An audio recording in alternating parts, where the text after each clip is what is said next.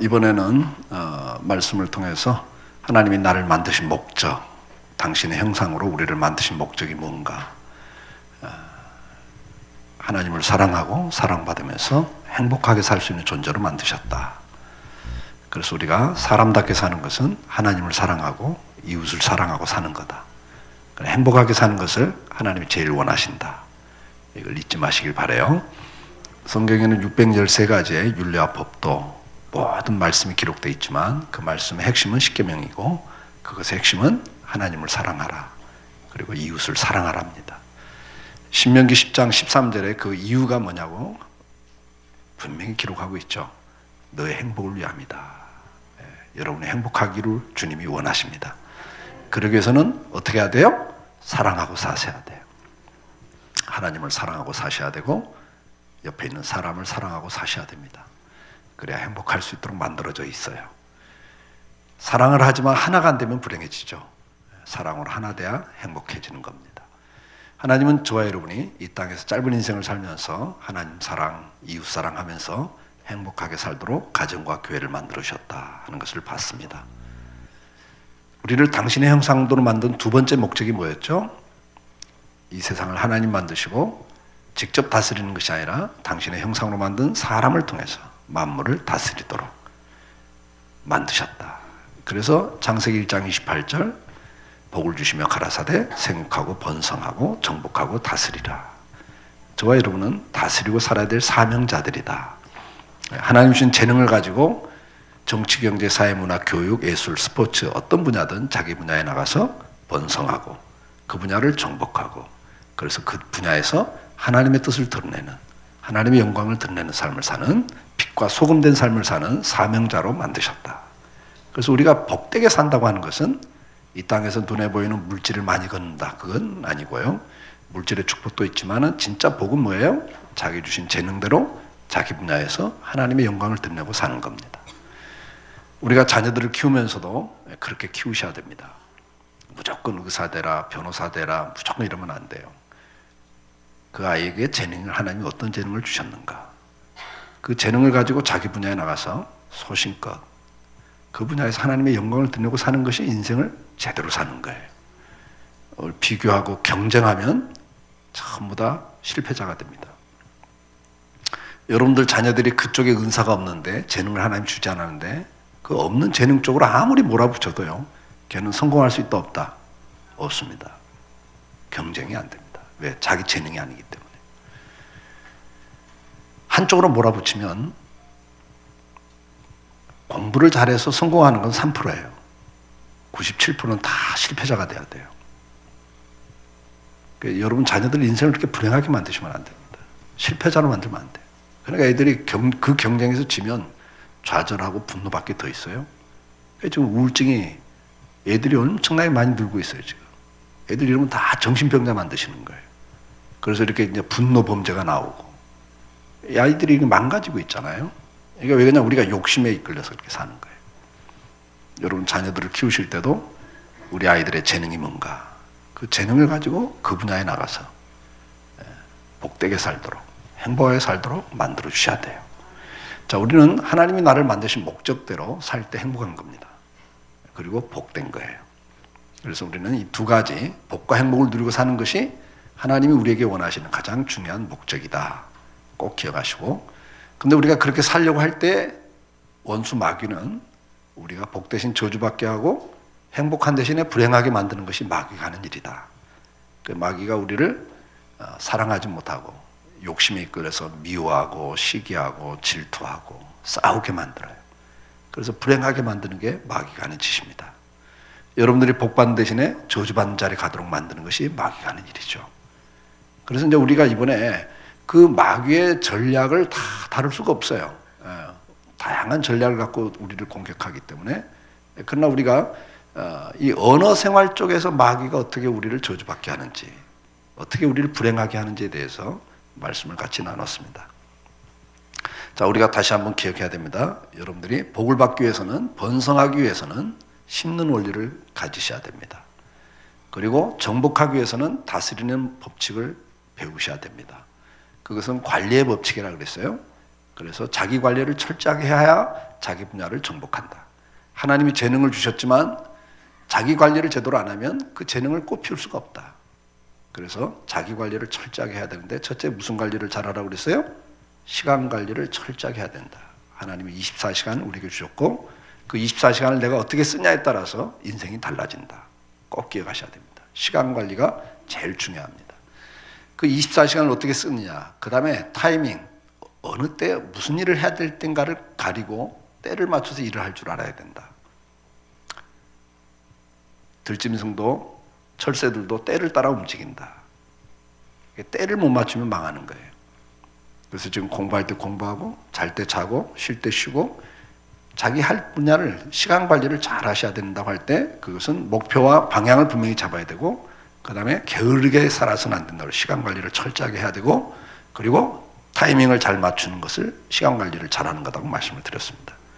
자, 우리는 시간 관리뿐만 아니라 무슨 관리를 잘해야 한다고 그랬어요? 네, 인간 관리. 시간 관리 다음에 중요한 게 인간 관리예요. 그래서 하나님이 나한테 만들어준 인적 네트워크 안에 있는 사람들과 관계를 내가 어떻게 맺고 사느냐. 근데 인간관계에서 가장 중요한 것은 사랑하랍니다. 사랑하고 사시면 돼요. 옆에 있는 사람 사랑하시면 여러분 다 좋아해요. 사랑하라가 뭐라고 그랬어요? 인정해 주는 거고 존중해 주는 거고 배려하고 섬기는 게 사랑이다. 세 가지 키워드, 십계명의 세 가지 키워드입니다. 인정하라, 존중해라, 배려하고 섬겨라. 그것이 관계, 인간관계에서 가장 중요한 내용입니다. 여러분이 그렇게 사시면 여러분 주변에 다 여러분을 돕는 사람이 돼요. 그러나 남을 인정하지 않고 무시하고 멸시하고 조롱하고 함부로 대하면 여러분 인간관계를 실패하고 결국은 여러분 인생이 실패하게 되어 있습니다. 그게 성경의 원리예요. 그 다음에 무슨 관리를 잘하라고 그랬어요? 예, 물질 관리, 재정 관리를 철저하게 잘 하셔야 됩니다.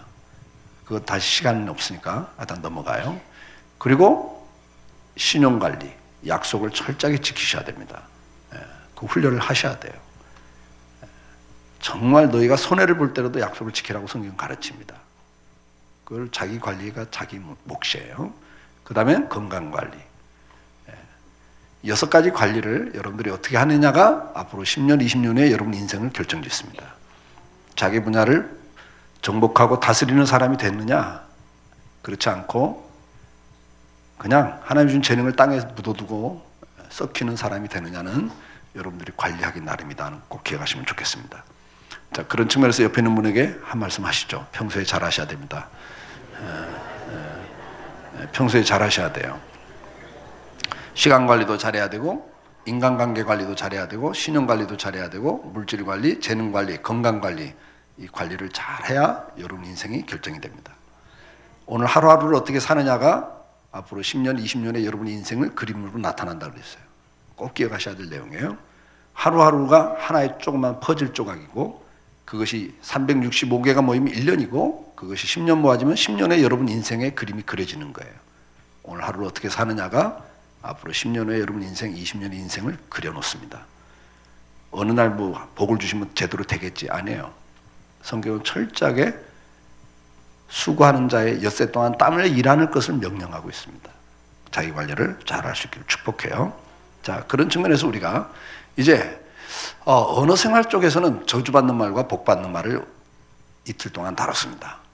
자, 저주받는 말은 하나님의 자리에 서면 이게 마귀가 우리를 하나님 자리에 서게 해서 교만하게 해서 우리를 망하게 하는데 저주받게 하는데 언어의 영역에 있어서 하나님 자리에 서는 것이 남을 판단하고 비판하고 그리고 대적하고 거스리고 하나님의 뜻을 방해하는 원망과 불만을 일으키는 말들을 하게 할 때 결국은 하나님의 저주가 왔다는 걸 봤습니다.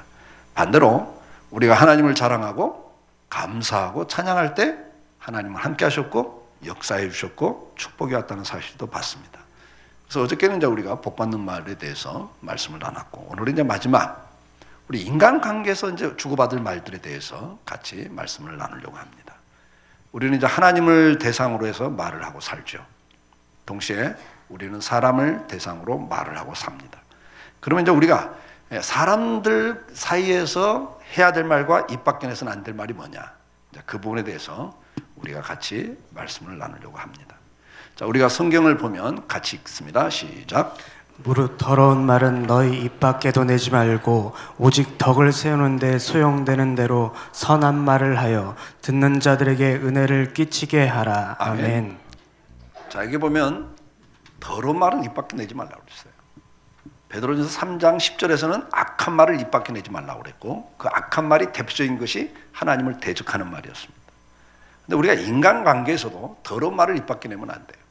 덕을 세우는 데 소용되는 대로 선한 말을 하여 듣는 자들에게 은혜를 끼치라, 이렇게 말씀을 합니다. 여기 이제 이 선한 말을 하라 그래요. 더러운 말, 악한 말 대신에 무슨 말을 하고 살아라? 선한 말을 하고 살아라, 그런단 말이죠. 그러면 그 선한 말이 뭔가? 선한 말이라는 거 하는 것은 노함이란 단어인데요, 그 뜻은 기쁨을 주는, 그리고 뭐예요? 친절한, 아름다운, 은혜스러운 그런 의미예요. 근데 지금 앞에서 읽은 이 에베소 4장 29절에서는 이 선한 말을 무슨 의미로 해석했습니까? 기쁨을 주는, 친절한, 은혜스러운, 이런 의미 가운데 은혜스러운으로 해석을 한 거예요. 그래서 너희는 선한 말을 듣는 자들에게 은혜를 끼치게 하라, 이렇게 해석을 한 건데, 이 노함이라는 단어의 가장 대표적인 것은 기쁨을 주는이에요. 그럼 이 말을 기쁨을 주는으로 해석하면 어떻게 해석이 돼요? 너희는 선한 말을 하여 듣는 자들에게 기쁨을 줘라, 그런 의미예요. 그러니까 더러운 말 하지 말라는 거예요. 너희는 말을 할 때 듣는 사람이 기쁨을 주는 말을 해야 한다는 거예요. 아멘? 우리가 사람을 향해서 말할 때는 무슨 말을 해야 돼요? 기쁨을 주는 말을 해야 돼요.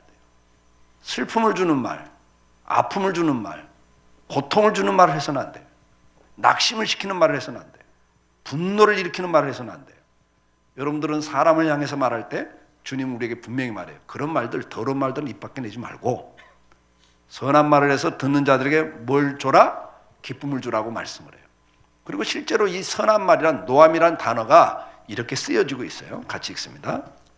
선한 말은 꿀송이 같아서 마음에 달고 뼈에 양약이 되느니라. 자, 선한 말은 꿀송이 같다 그랬어요. 그래서 이 말을 들으면 마음이 어떻게 돼요? 달다 그랬어요. 마음이 즐거워진다는 이야기예요. 기쁨이 생겨요. 선한 말을 들으면. 그리고 이게 마음으로, 기쁨으로 끝나는 게 아니에요. 뼈에 양약이 된다 그래요. 이 뼈에 양약이 된단 말이 무슨 말이죠? 뼈에 양약이 된다. 좋은 약이 된다는 이야기예요. 좋은 약이 된다. 그러면 이 좋은 약이라는 말이 무슨 말일까요? 잠언에는 근심이 사람의 마음에 있으면 뼈를 마르게 한다 그래요. 뼈를 마르게 한다 그래요. 미국 의학계에서 나온 통계를 보면 요즘 현대인들의 질병의 85%가 스트레스성이다 그랬어요. 15%만 유전적인 거고 건강관리를 잘못했고 환경적인 거예요. 85%는 다 뭐라고요? 스트레스성이라는 거예요. 그러니까 사람 마음에 근심이 있거나 두려움이 있거나 염려가 있거나 아니면 시기, 미움, 질투, 분노가 있으면 뼈가 마르는 거예요. 그럼 뼈가 마른단 말이 뭐고 뼈에 좋단 말이 뭘까? 선한 말을 하면 뼈에 좋대요. 마음만 기쁜 게 아니라 뼈에 좋대요. 골수에 좋다는 이야기죠. 좋은 피가 만들어져요. 그러나 더 중요한 게 있죠. 여러분 웃음치료법이란 거 들어보셨어요? 그 경험하신 분 손 들어보세요. 한 번이라도 해보신 분. 웃음치료. 어떻게 해요 그거? 에? 막 그냥 막 배를 치면서 막 하시네. 저희 인천노예도 사모님 한 분이 웃음치료사가 계세요. 그래갖고 노예 목사님 부부 모였는데 웃음치료에 대해서 잠깐 나와 설명하는데 목사님 사모님 따라서 하세요. 이렇게 하는 겁니다 하면서 따라서 하게 하더라고요. 근데 지금 우리 권사님 말씀하신 대로 그렇게 해요. 그냥 제가 시작하면 어떻게 하냐면 하여튼 목청껏 하하 하고 웃는데 언제까지 웃냐? 숨이 끊어질 때까지. 그렇게 웃는 거예요. 그냥 우습지도 않아. 근데 하라는 거예요. 여러분도 한번 해보세요. 시작.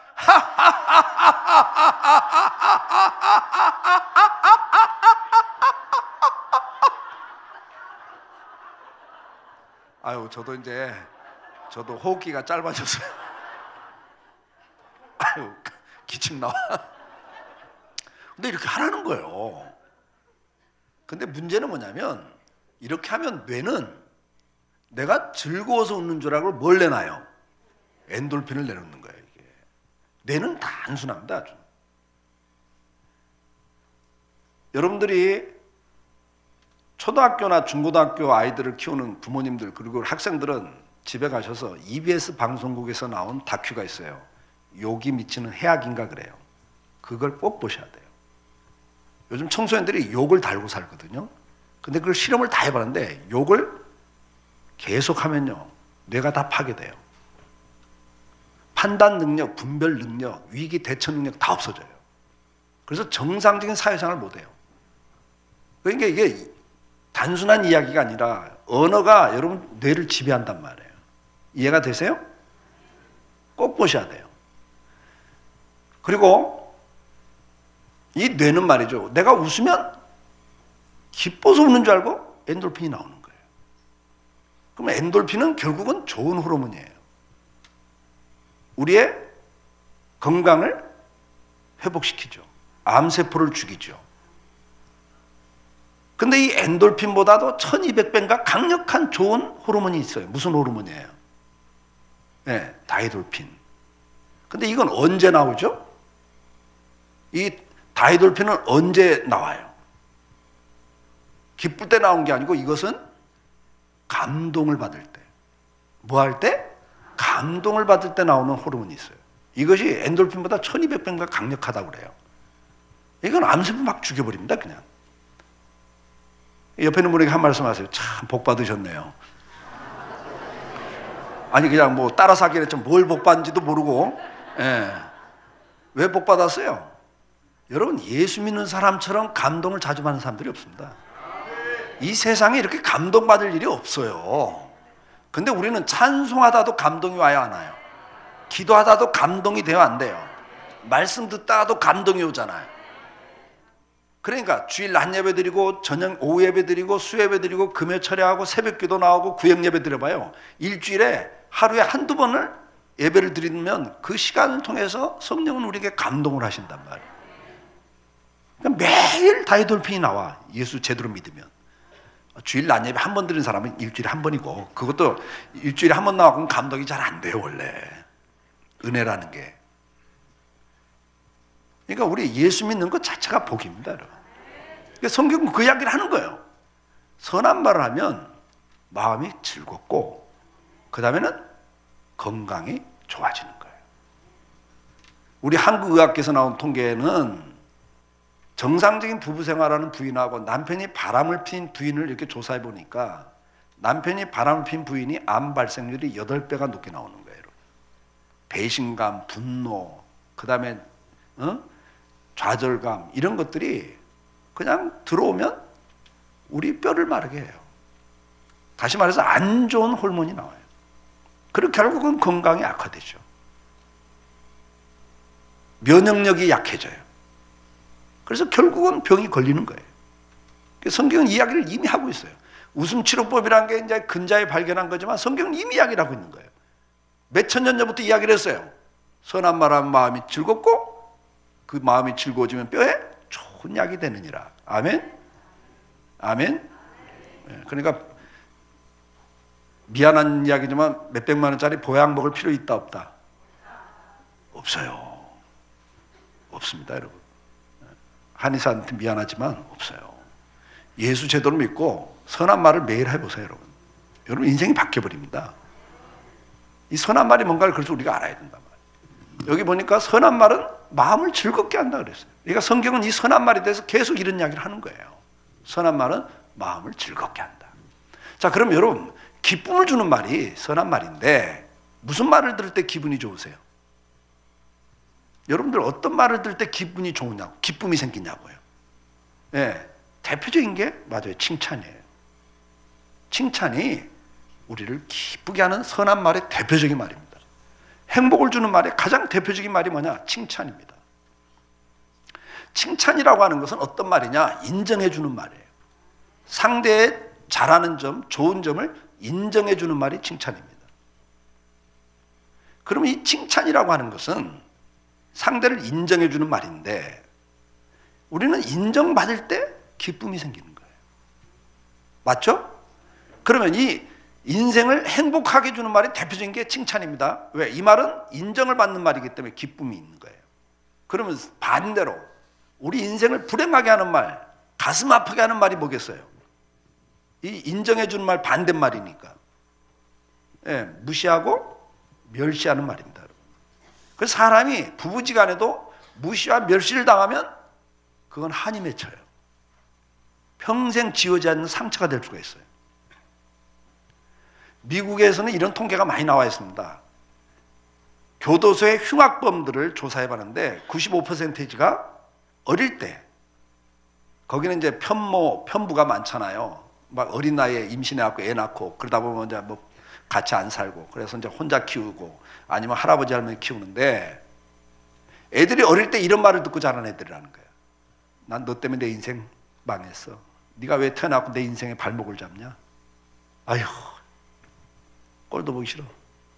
이런 말을 들은 애들이 자기 인생을 포기하고 막 살아버리는 거예요. 나는 쓸모없는 인생. 여러분, 이 무시당하고 멸시당하는 말을 듣고 자란 애들이 미국 교도소의 95%라는 게 흉악범들이에요. 우리가 말 한마디 때문에 자살합니까? 안 합니까? 말 한마디에 자살을 합니다, 여러분. 인터넷 댓글 때문에 자살하는 사람도 나오고요. 말 한마디 때문에 살인을 합니다, 여러분.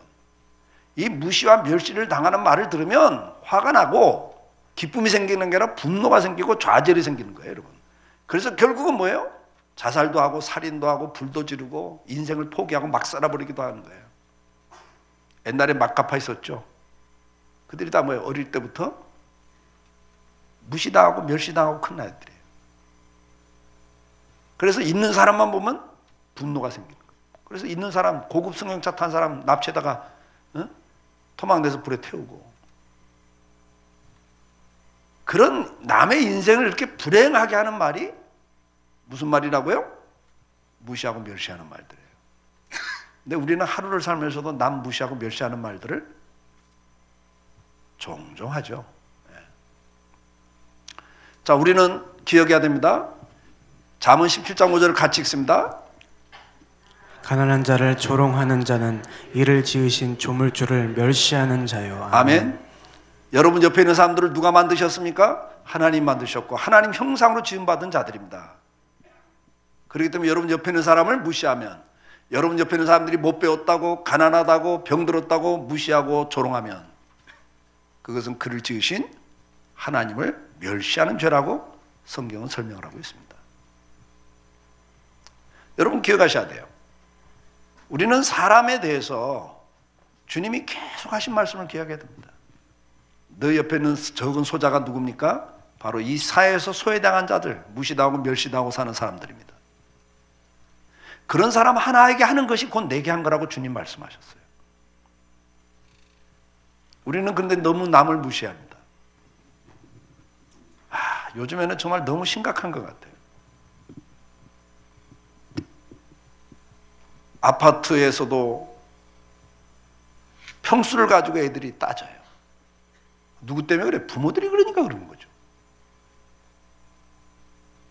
조그만 평수의 애들이 우리 초등학교 오는 거 반대해요. 악해요. 어떻게 아파트 평수를 갖고 사람을 평가하고 그걸 가지고 사람을 무시하고 삽니까? 세상은 그렇게 가더라도 예수 믿는 사람들 그렇게 살면 안 됩니다. 거기에 같이 부하 내동하면 안 돼요. 우리 그리스도인들은 이웃을 사랑해야 돼요. 이 세상에서 소외되고 무시당하고 멸시당하고 사는 저 적은 자들, 주님을 대하듯 그들을 대하셔야 돼요. 근데 이게 무시하고 멸시하는 건 바로 하나님 앞에 죄를 짓는 겁니다. 하나님의 형상으로 지음받은 사람이라고 분명히 주님 말씀을 해요. 그래서 주님을 대하듯 하라 그래요. 아멘? 죽게 하듯 하라 그런단 말입니다. 누구를 죽게 하듯 하라 그래요? 여러분, 우리가 에베소에도 보면 5장에 보면 아내들이여 남편에게 할 때 누구에게 하듯 하라 그래요? 죽게 하듯 하라 그래요. 남편들아, 너희 아내를 사랑할 때 주님께서 교회를 위하여, 우리를 위하여 십자가에 죽으심처럼 너를 죽이면서 사랑하라는 거예요. 죽게 하듯 하는, 주님 하듯 하라는 거예요, 여러분. 근데 우리는 남을 대할 때 말이죠, 현재 비교, 그리고 나보다 못하다고 느끼면 무시한단 말이에요. 이건 하나님 앞에 죄를 짓는 거고 남의 인생에 피눈물을 흘게 하는 거예요. 남의 눈에 눈물을 흘리면 내 눈에 뭐 흘린다고 그랬어요? 피눈물을 흘린다고 그랬잖아요. 심는 대로 거두는 거예요. 거두는데 한 알 심어서 한 알 거두는 게 아니라 30배, 60배, 100배, 1000배를 거둬. 그러니까 남의 눈에 눈물 한 방울 흘리면 여러분들은 100방울, 1000방울 흘려야 된다는 이야기예요. 심는 대로 거둔다는 이야기는. 우리가 인생 잘 살아야 됩니다, 여러분. 잘 살아야 돼요. 저는 말에 대한 설교를 준비하면서 정말 회개를 많이 했어요. 야, 너무 모르고 살았다. 내가. 마귀에게 너무 속고 살았다. 자, 그러면 이 칭찬이라는 건 인정해주는 말이기 때문에 하나님께 영광 돌리는 말이고, 동시에 이 칭찬이라는 것은 같이 읽습니다. 도가니로 은을, 풀무로 금을, 칭찬으로 사람을 실현하느니라. 아멘. 자, 이게 도가니가 뭡니까? 도가니로 은을 만들고 풀무로 금을 만든다. 실현한단 말은 재련한단 말이에요. 재련한다. 여기 도가니는 뭐예요? 오늘 식사 안 하고 저녁 식사 안 하고 바로 오신 분들은 도가니탕밖에 생각이 안 날 거예요. 근데 이 도가니는 용광로를 말해요. 용광로를 옛날에 도가니라 그랬어요. 그 용광로에다가 불을 떼 가지고 광석을 녹여서 불순물을 제거해서 순금과 순은을 재련한다 그 말이에요. 그러면 제대로 된 사람은 뭘로 만든다? 칭찬으로 제대로 된 사람을 만든다는 이야기를 지금 하고 있는 겁니다. 용광로에서 순금과 순은을 재련하는 것처럼 제대로 된 사람은 뭐가 만든다? 칭찬이 만든다는 거예요. 우리는 결혼해서 살면서 서로를 고치려고 애를 씁니다. 나한테 맞추라고. 그래요, 안 그래요? 우리는 많은 요구를 해요. 상대를 고치려고 그래요. 근데 여러분, 하나가 돼야 되는데 너무 다른 거야. 남자, 여자가 자체가 다르고 같은 남자라도 또 달라. 그 다른 사람끼리 만나고 하나를 이루려니까 이게 신혼초부터 전쟁이야. 그 내용이 뭐예요? 내용이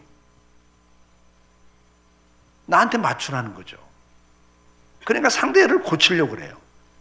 상대를 바꿔서 나한테 맞추라는 거죠. 근데 여러분, 지금까지 살아본 결과 상대가 고쳐집니까? 안 고쳐집니까? 사람이 변하면 뭐라고 그래? 죽으려고 그러나 걱정을 해야 된다고, 오히려. 그러니까 그 말은 뭐예요? 죽을 때까지도 안 고친다는 이야기, 못 고친다는 이야기를 지금 그렇게 하는 거예요. 그러니까 뭐 사람이 조금 변하면 죽을라나 왜 저러나, 그 정도로 이게 안 고친다는 이야기를 하는 거거든요. 우리가 실제로 살아봤잖아요. 고쳐집니까? 안 고쳐지지. 싸워도 보고 기도도 해보고 다 해봤잖아요. 저도 다 해봤어요. 저도 다 해봤다고요. 저는 미스 김을 4년을 사랑했어요. 4년을 연애했습니다. 그리고 연애할 때 그 집을 가끔 드나들어요. 가끔 드나들 때 누구를 유심히 살핍니까? 예, 장모님을 될 분을 유심히 살핍니다. 왜? 딸은 누구 닮아? 엄마 닮으니까. 그래서 우리 딸한테 대학교 입학 갔을 때 우리 딸한테도 해준 이야기예요. 네가 연애할 때 앞으로 한 남자를 사랑하면 그 남자만 보지 마라. 너도 마음에 드는 남자 만나면 그 남자한테 잘 보이려고 위장을 하냐 안 하냐? 위장을 할 거 아니냐? 남자도 마찬가지다. 너한테 잘 보이려고 위장을 한다. 그러니까 그 남자만 보고는 알 수가 없다. 그러면 그 남자의 부모를 꼭 봐야 된다. 특히 아버지를 잘 살펴라. 나이가 들어갈수록 목소리만 닮는 게 아니라 다 닮아. 희한해요. 희한해. 근데 그런 이야기를 해주거든요. 그러니까 저도 그 집에 가면 유심히 그 장모님 될 분을 살폈어요. 우리 장인어른은요, 오리지널 경상도 남자입니다. 의외로 오빠들의 막내 딸 하나예요, 우리 아내는. 근데 위에 오빠들은요, 아버지 앞에 꼼짝 못해. 아버지가 얼마나 무섭든지. 아주 오리지널 경상도 사나이예요, 장인이. 별명이 뭐냐? 리모컨이야. 말로 다 해, 말로 다 시켜. 옛날에 리모컨이 없을 때 TV도 채널 돌려, 9번 돌려 막 이러셨다고. 처대를 나가지고 친정집에 가서 이제 산후조리를 하는데 내가 가가지고 2층에 살았거든요. 그래서 아래층에서 뜨거운 물 해갖고 목욕시킨다고 이제 그 복도로 이제 2층으로 올려다 주는데 내가 그걸 뭐라고 그래요? 예? 다라 말고 이렇게 물 들고 가는 거야. 좀 한 말 정도 들 수 있는 거 있잖아요. 뭐 바켓이라고 그래요? 하여튼 들통이지. 예, 거기다가 이제 뜨거운 물을 만들어 가지고 이제 2층 복도로 이렇게 올라가는데 그걸 딱 보더니요. 남자가 무슨 물통을 들고 다니고 난리가 났어요. 하여튼 경상도도 희한한 경상도가 있어요. 또 오리지널 경상도. 근데 우리 장모님 될 분은요. 식구들이 아침에 눈을 딱 떠가지고 어머니가 한복에 화장한 얼굴 외에 본 적이 없대. 그러니까 식구들 일어나기 전에 벌써 당신 화장까지 딱 끝내시고 집안 정돈 딱 끝내놓고 식사 준비를 다 하시는 분이에요. 전형적인 오리지널 한국 여성입니다. 지금도 80대 중반이신데 제일 좋아하는 게 화장품 선물이에요. 지금도 아주 단아하시고요. 한여름에는요 못이 다 풀맥에서 입고 다니시는 분이에요. 지금도. 그러니까 아주 내가 딱 보니까 이건 됐다 안 됐다. 됐죠. 저런 어머니 밑에서 컸으면 이건 뭐 딱 된 거예요. 그래서 결혼했잖아요. 결혼했더니 진짜 신혼 초부터요. 제 속내까지 대림질을 딱 해갖고 나요. 제가 아침에 나가려면요. 침대 위에다가 그날 입어야 될 양말에서부터 와이셔츠 넥타이까지 세팅을 딱 해놔요. 정말 예배당 건축할 때요. 정말 매일 철회하는데도요. 우리 두 남매 중고등학교 다닐 때 교복을 하루도 안 내립힌 적이 없어요. 하루 2시간, 3시간 자면서도요. 본 것처럼 무서운 게 없어요. 보고 배우는 것처럼. 내가 딱 보니까 딱 됐잖아. 결혼했잖아요. 근데 결혼해서 살고 보니까 성격은 아버지를 닮은 거야. 엄마를 안 닮았어, 이게. 이야. 막내 기질이 있어요. 거기다 막내 딸 하나잖아요. 의외로 오빠들의 딸 하나잖아. 아버지가 그렇게 엄한 아버지인데 이 막내 딸한테는 꼼짝을 못해. 말 놓고 살고 같이 맥주 마시고 이러면 모녀지간이. 거기다가요 디자이너야 직업이. 결혼하기 전에 명동 80년대 초에 명동 사랑에서 옷 맞춰 입고 말장화를 신고 다니는 여자였어요. 자기 월급이 그때 월급이 내 전우사 월급보다 4배가 많았어요. 그걸 혼자 다 쓰고도요 아버지한테 가서 수표 받아갖고 쓰던 여자예요. 그런 여자가 이 전우사가 미스김하고 결혼한다고 발표하니까 전교인이 반대했어요. 사목감 아니라고. 근데 나는 눈이 삔 거야. 눈이 폈어. 그래가지고 결혼했잖아. 24살 우리 집사람. 나 29에 결혼했는데 26살 우리 집사람 26살에 개척을 했어요. 야, 28살 먹은 사모가 이제 사모하는 거예요. 그런데요 김 집사하고 박 집사가 말이 틀려갖고 문제가 일어나죠. 두 사람 불러다 대면을 딱 시작하고 누구 말이 맞는가를 딱 확인하고 딱 끝내는 여자야. 확실해요. 자기 하고 싶은 말 다 해. 30대가 됐는데 한 번은 예배당 뒤에서 집사하고 싸우고 있어. 집사네요. 내가 사모라고 이래도 돼요? 같은 집사라면 이러지 않잖아. 뭐 이러고 막. 근데 이 경상도 여자는 목소리도 커요. 그래 내가 막 나는 4대쯤 믿고 이 사람은 당대 예수 믿었어요. 교회를 몰라. 내가 보니까 이건 사모가 이러면 안 되는데 미치겠는 거라. 여보, 사모는 어미 모자가 들어가잖아. 영적으로 어머니야. 모른 척하고 지나가요 좀. 그러면 당신 누구 편이냐? 막 이러고 나오니까 야, 이건 뭐 안 되는 거야. 자, 설득해도 안 돼요. 성경 갖고 이야기해도 대때 설교 그만하래. 기도해도 안 고쳐져 이게. 싸워도 보고 기도도 해보고 설교도 해보고 설득도 해보고 안 됩니다. 그래서 내가 내린 결론이 하나 있어.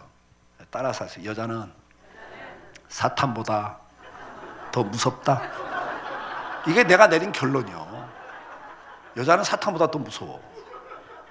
사탄은 기도하면 물러갔다 오는데 이 여자는 물러가지도 않고, 사탄은 말씀드리면 물러갔다 오는데 이 여자는 말씀드리면 대때 그만하래 설교. 나 그래서 내가 알아봤어요. 여자는 사탄보다 더 무섭더라고. 안 돼. 싸워도 안 되고요. 안 됩니다.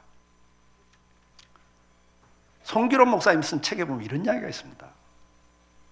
어떤 부부가 있는데 남편이 퇴근하고 들어오면 옷도 아무데나 벗어, 양말도 아무데나 벗어 던져. 그러니까 부인이 여보 제발 좀 옷도 걸어놓고 양말도 좀 세탁기인데 갖다 놔요. 나도 바쁘고 피곤해. 한다 안 한다? 안 해. 안 하죠. 합니까 그걸? 애들이 태어나는데 애들도 꼭 안 좋은 건 지혜비 닮아가지고 애들도 양말이 서랍에서 나오고 팬티가 침대 밑에 나오고 그러니까 엄마가 이놈들아 너희라도 협조해. 근데 안 돼. 그래서 이 아줌마가 머리를 싸고 방마다 바구니 하나씩 갖다 놨대요. 빨래 바구니. 여기다라도 넣으라고. 거기다 넣는다 안 넣는다? 안 넣어요. 안 넣습니다. 월날 남편이 이제 퇴근했는데 방으로 들어갔는데 할 말이 있어 뒤따라 들어갔는데 남편이 양발 벗고 휙 그냥 던졌는데 우연의 일치로 바구니에 들어갔어 이게. 그걸 보고 이제 부인이 여보 당신 학교 다닐 때 농구했어? 갑자기 웬 농구? 근데 어떻게 안 보고 완샷에 골인 시켜? 어우 당신 실력 좋다. 칭찬 한마디 했어요. 그 다음 날부터 이 남편 양말 벗으면 뭐하고 계셔? 뭐하고 계시겠어? 침대 앉아가지고 원, 투, 슛 안 들어가면 다시 주워다가 해야죠. 여러분 칭찬이 사람을 만들어요. 싸워서 되는 게 아닙니다. 저도 안 되더라고요. 근데 한 번은 이제 그 별세 목회 세미나라고 돌아가신 이중표 목사님 옛날에 세미나 할 때 거기를 참석했어. 새벽에 이중표 목사님이 나와서 설교를 하시는데 이런 이야기를 하는 거예요. 자기 교회 권사 한 분이 얼마나 사물을 씹던지. 예를 들면 서 있으면 왜 이렇게 교만하게 뻣뻣하게 서 있냐고. 그러고 앉아 있으면 왜 또 청승맞게 앉아 있냐고. 그러고 언거추첨에 또 꼴사납게 언거추첨하냐고. 하여튼 사사건건 시비를 걸어가지고 이 사모님 보따리 싸고 가버린 거예요. 그러니까 목사님 목회를 할 수가 있냐고. 사모가 3번 보따리 쌌대 이중표 목사는. 그래서 자기 18번은 어서 돌아오. 그게 자기 18번이었대. 예? 그래서 목회가 안 돼서 기도했대. 하나님 저 권사 때문에 나 목회 못 하겠다고. 저 권사님 좀 주물러서 고쳐 좀 달라고. 안 고쳐지더래요. 그래서 기도했대. 하나님 안 되시면 딴 데라도 보내달라고. 이 왼수가 가지도 않더래. 그래서 기도하다가 나중에 열받아서 하나님 그럼 불러가시라고 막 이렇게 기도를 했대. 막 열받아가지고. 그럴 때 주님이 응답을 하시더래요. 이렇게 응답하더래요. 한번 따라서 하세요. 나도 못 고쳐가지고 내가 대신 죽었다. 주님이 그러시더래. 나는 그 새벽에 내가 응답을 받았어. 아 맞아. 주님도 못 고쳐고 대신 죽는 판에 내가 뭘 고치려고 그렇게 애를 썼나. 그래도 뭐 막상 현실에 부딪히면 힘들잖아요. 또 기도를 하는데 새벽에 기도하는데 주님께서 야 각자의 좀 기질은 내가 준 천성이라는 건데 너도 그 천성 고칠 수 있냐? 은혜가 있으면 천성의 장점이 되고 은혜가 떨어지면 단점이 되는 거다. 인정해라 그러더라고요. 인정해줘라 그러더라고요. 그 말 듣고 보니까 맞아. 나도 못 고치는 판에 누굴 고쳐. 근데 하루 막 씩씩거리고 들어오는 거 우리 집사람이 뭐야 또 무슨 일이야 그랬더니 김 집사가 동네방네에다가 얼마나 사물을 씹어놨던지 얼굴을 못 들고 다니게 해놨다는 거야. 사실도 아닌 걸 사실처럼 이야기해가지고. 그럼 우리 아내가 하는 말이 있어요. 따라서 하세요. 교회는 아니땐 굴뚝에 연기 난다. 이게 교회래. 사실도 아닌 걸 사실처럼 이야기하는 게 교회라는 거예요. 아니면 말고식으로 그냥. 그래갖고 막 열받았고 들어온 거예요. 그전 같으면 내가 여보 당신 참아라. 아유 당신 참아야지. 막 그랬을 텐데 인정해 주라고 그랬잖아요. 아니 김 집사가 진짜 그랬으니까 진짜래. 그 집사 죽으려고 환장을 했구만. 어디서 그냥 가서 작살내 내가 책임질게. 막 그랬어요. 안 가대? 나 그때 알았어. 야 내가 무지한 거야. 아내가 무슨 말하면 내가 해결해 주려고 답을 줬다고. 이래라 이러면 되지 않냐. 아내가 나한테 와닿았던 건 답이 아니야. 자기도 답을 다 알고 있어. 알아주기를 원했던 거야. 내가 자기 편 들어주기를 원했던 거야. 내가 그 무지한 그걸 몰고 날마다 설교를 한 거예요. 그러면 되냐? 이래야 되지 않냐? 그랬더니 당신 누구 편이냐고 이러고 나오죠. 당연히. 그냥 그때부터 인정해 주니까 조용해지더라고요. 여러분 칭찬이 사람을 바꿔요. 저희 교회에 집사님 한 분 계십니다. 어린 나이에 부모가 돌아가셨어요. 고아처럼 크셨어요. 정말 고생하고 크신 분인데 결혼을 했는데 어떻게든 결혼했는데 애 하나도 못 낳은 상태에서 남편이 또 죽어버렸어요. 그러니까 정말 부모 복 없는 이분은 남편 복도 없었어요. 그래가지고 결혼하고 얼마 있어 남편 죽는 바람에 혼자가 됐습니다. 그렇게 살다가 딸 하나 키우는 어떤 남자를 만나서 재혼을 했어요. 그래고 이제 저희 동네 이사 오셔서 저희 교회를 출석하는데 이 남자분은 교회를 안 나오시죠. 이 남자분은 어떤 분이냐니까 트럭 하나 몰고 다니면서 하수도도 고치고 이런 일을 하루 벌어서 하루 먹는 분인데 문제는 뭐냐? 하루 벌어서 자기 혼자 먹고 들어와 버려요. 그러니까 진짜 복이 없는 분이에요. 재혼했는데 그런 분하고 재혼했어요. 그러니까 그 남편이 데려온 딸 하나를 키우면서 그래도 먹고 살겠다고 버스 종점에다가 포장마차 쳐놓고 겨울에 붕어빵하고 오뎅 팔고 여름에는 과일 떼다가 팔아요. 평생 고생을 하셔가지고 팍싹 말라가지고 폐가 안 좋아가지고 각혈을 하시고 원체 못 먹고 제대로 못하니까 얼굴은 새카맣게 기미가 껴 계신 분이에요. 마음이 아프잖아요. 가끔 지나가는 길에 들려서 기도도 하고 가는데 하루는 제가 들렸죠. 집사님 많이 힘들지 요즘? 그랬더니 목사님 나는 내 평생 지금처럼 행복한 적이 없어요 그러는 거예요. 뭐야 좋은 일이 무슨 일이 있어요? 그랬더니 목사님 제가 목사님 설교 듣고 집에 와 있는데 하나님께서 네 남편 네가 인정하고 칭찬하라 그러잖아요. 근데 목사님 알잖아요. 그 인생 뭘 칭찬할 게 있어야죠. 고민이 되더래요. 그래서 고민하는데 계속 성령은 너 말씀에 순종해라. 너 말씀에 순종해. 네 남편 네가 인정해라. 그래서 고민하다가 그날도 역시 혼자 드시고 취해갖고 들어오신 거예요. 안방으로 들어가는데 흐느적흐느적 들어가는데 뒤에다 대고 한마디 했대요. 할 말이 없어서 이렇게 말했대. 당신은 술 취하고 흐느적거리는 것도 멋있다 그랬대요. 얼마나 할 말이 없으면 그런 말을 했겠어요. 근데 반응이 딱 돌아보더니 미친년하고 들어가더라는 거예요. 그럼 그렇지 너 같은 인생이 칭찬이 통하냐? 미친년이 뭐냐? 내가 미친년이다 그래. 너 같은 인생을 칭찬한 내가 미친년 맞지? 내가 다시는 하는가 봐라. 막 이러고 이제 화가 나가지고 막 이러고 있는데 성령께서 계속 너 순종해. 너 말씀에 순종해. 네가 네 남편 인정해야지. 계속 그러시더라는 거예요. 그래서 계속 고민하고 갈등하면서 기도했대. 하나님 지혜를 달라고. 저 인생 뭘 칭찬할 게 있냐고. 아침에 일하러 나갔는데 뒤에다 대고 한마디 했대요. 당신 일하러 가는 거 보니까 멋 있다 그랬대요. 한번 씩 쳐다보더니 가더래요. 그 다음날 일하러 갔는데 뒤에다 대고 또 이야기했답니다. 당신 일하러 가는 거 보니까 내 마음이 든든해 이랬대요. 이런 식으로 이야기를 시작했어요. 근데 그 부인은 앞에다 대고는 이야기는 꼭 뒤에다 대고 이야기하는 것 같아. 정이 떨어져서 그런지 어쩐지 하여튼간 뒤에다 대고 계속 그랬는데 한 달 정도 넘어가는데 변화가 나오는데 무슨 변화가 나요? 이건 안 바뀐대요. 그날 벌써 이건 안 바뀌는데 하나가 변하는데 10,000원이든 20,000원이든 남겨다 주더라는 거야 남편이. 그러니까 당신 일하는 게 뭐 있어? 당신 일하는 거 보니까 든든해. 그 일에 대한 칭찬을 했더니 일의 결과를 나누는 거예요 이 여자한테. 근데 계속 그런 식으로 칭찬했더니요 목사님 요즘에는요 딱 한 잔하고 들어와요. 딱 한 잔하고 들어와요.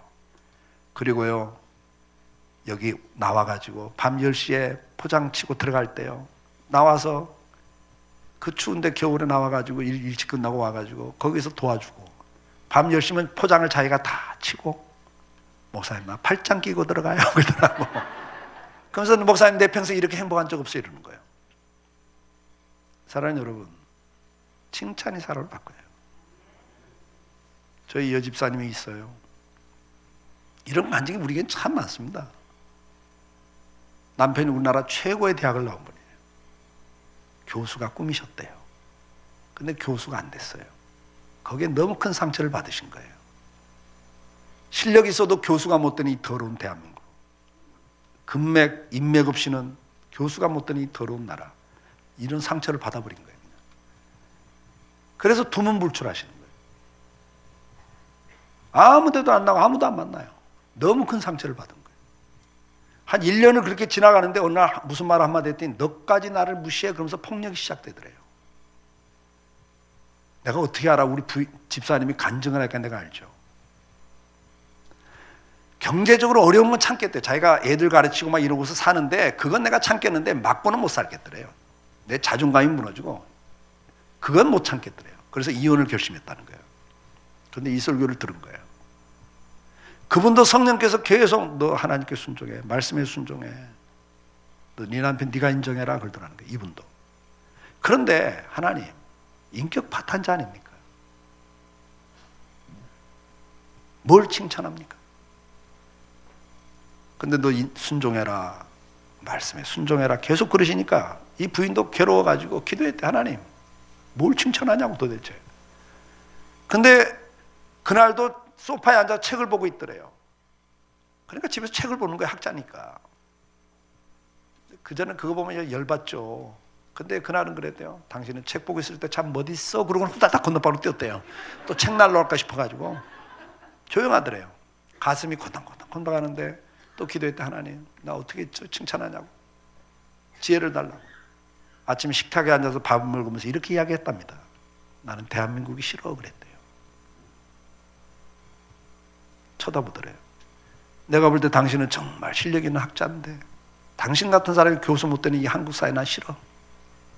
이런 식으로 자기 남편을 인정하기 시작했답니다. 근데 이 집도요, 한 달 보름 두 달이 지나가는데 이 남편이 집을 나가기 시작하더래요. 아침에 두문불철하는 남편이. 한 달 정도가 지난 어느 날 들어오더니 이런 말을 하더랍니다. 여보, 세상에서 나 알아주는 거 당신 하나밖에 없는데 내 자존심 때문에 당신 고생시켜 미안해. 내가 그동안 선배, 동기, 후배들 쫓아다니면서 교수는 그만두고라도 내가 대학교에 행정직이라도 한번 알아보고 다녔는데 이번에 저쪽에 지방에서 됐어. 내가 내려갔다 주말에 올라올게. 직장을 잡아간 거예요. 그리고는 얼마나 그 자존심 상하겠어요. 그 선배, 동기, 후배들 있는데 교수하고 있는데 가서 일을 하고 있으면 얼마나 자존심 상하겠어요. 전화해가지고 그런데요. 난 너 때문에 산다. 난 당신 때문에 살아. 사람은 누군가 나를 인정해주면 그 사람에서 뭔가 살고 싶은 삶의 의미가 생기는 거잖아요. 여러분, 그분이 지금 저희 교회 집사가 되어 있습니다. 사람은요, 싸워서 되는 게 아니에요. 인정해 주셔야 돼요. 그 인정해 주는 가장 대표적인 말이 뭐예요? 칭찬입니다. 우리는 칭찬할 수 있는 사람들이 돼야 됩니다. 자, 그런 측면에서 제가 오늘은 좀 가족끼리 앉으라고 그런 이유가 있어요. 옆에 좀 두 분씩 짝을 지세요. 두 분씩 이렇게 짝을 지시고 가까이 좀 앉으시고 두 분씩 짝을 진 다음에 우리 담임 목사님, 사모님 어디 계셔? 예? 사모님이 오시든 목사님이 가시든 오늘은 좀 제가 부부끼리 앉으시라고 그랬어요. 여기 오늘 특송하신 분들은 싱글들 아니죠? 식구들 어디 계세요? 예? 식구들 옆으로 빨리 가요.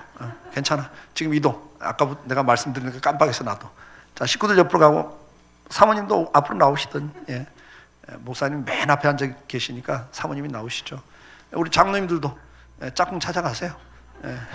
제가 어저께 분명히 말씀드렸잖아. 장로님들도 싱글로 앉아 계시지 말라고. 아이고. 자, 우리가 이제 자리 이동하는 동안에 옆에 있는 걸 보면서 다시 한번 이야기합시다. 행복하게 살아도 짧은 인생인데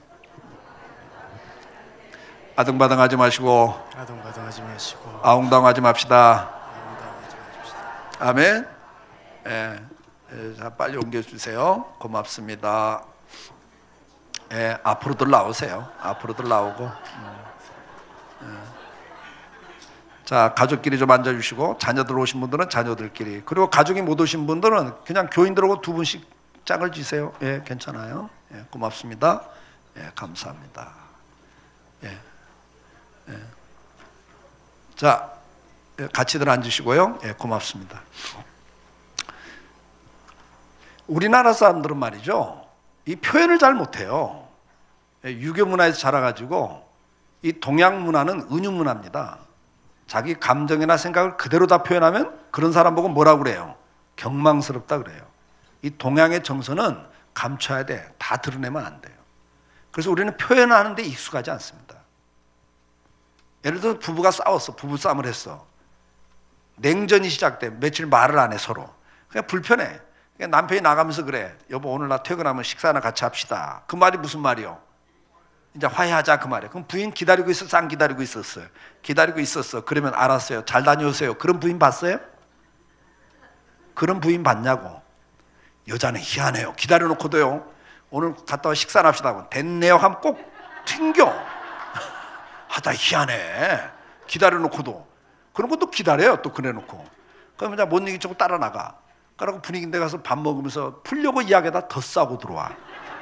하여튼 우리 한국 사람들이 이게 표현력이 없어서 그러는 거예요. 자기 감정이나 생각을 제대로 표현을 할 기회가 없었잖아요. 우리는 어렸을 때도 학교에서 선생님한테 질문하고 이놈의 새끼 설명할 때는 안 듣고 어디서 질문하냐고 혼났다니까. 우린 그랬어요. 식탁에 앉아서 무슨 말하면 뭐라고 그래 부모님이. 야 복 따르나 밥이나 먹어 막 이랬어요. 아 진짜 대화할 줄은 몰라. 그래서 우리가 회의할 줄도 모르고 대화할 줄은 몰라요. 그래서 해봐야 되는 거예요. 그래서 지금부터 옆에 있는 분을 보시면서 3가지씩 칭찬을 합니다. 서로 하나하고 하나 받고 하나하고 하나 받고 칭찬을 하는 거예요. 시작. 칭찬하세요. 네, 같이들 하세요. 서로 쳐다보시면서.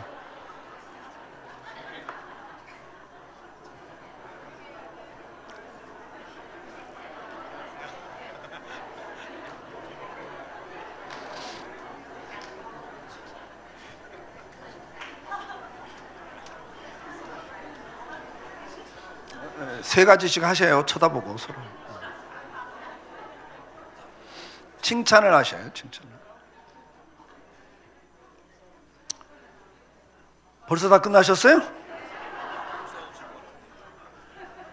혹시 이뻐 뭐 이런 식으로 끝난 거 아니에요?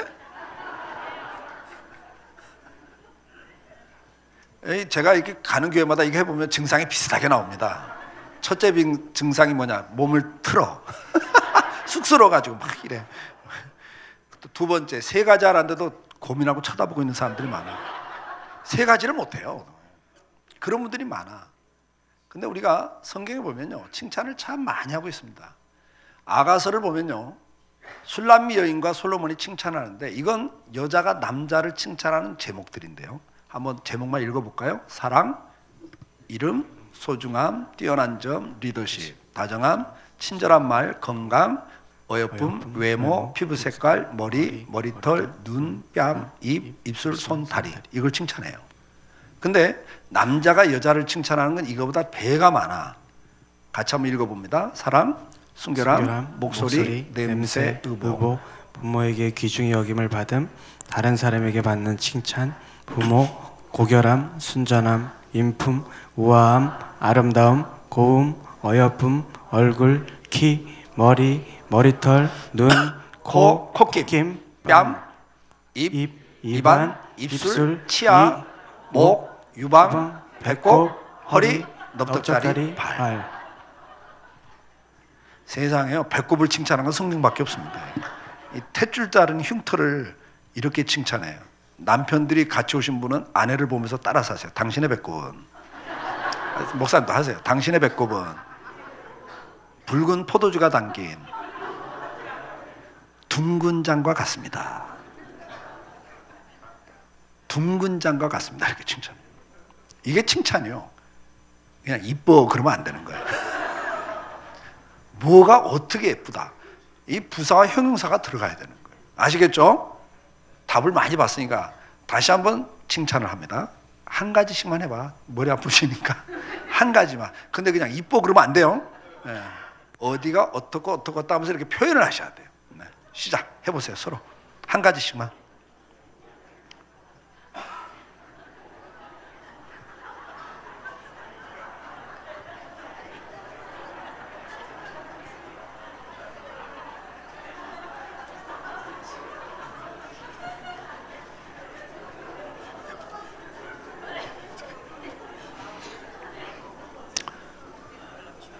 어때요?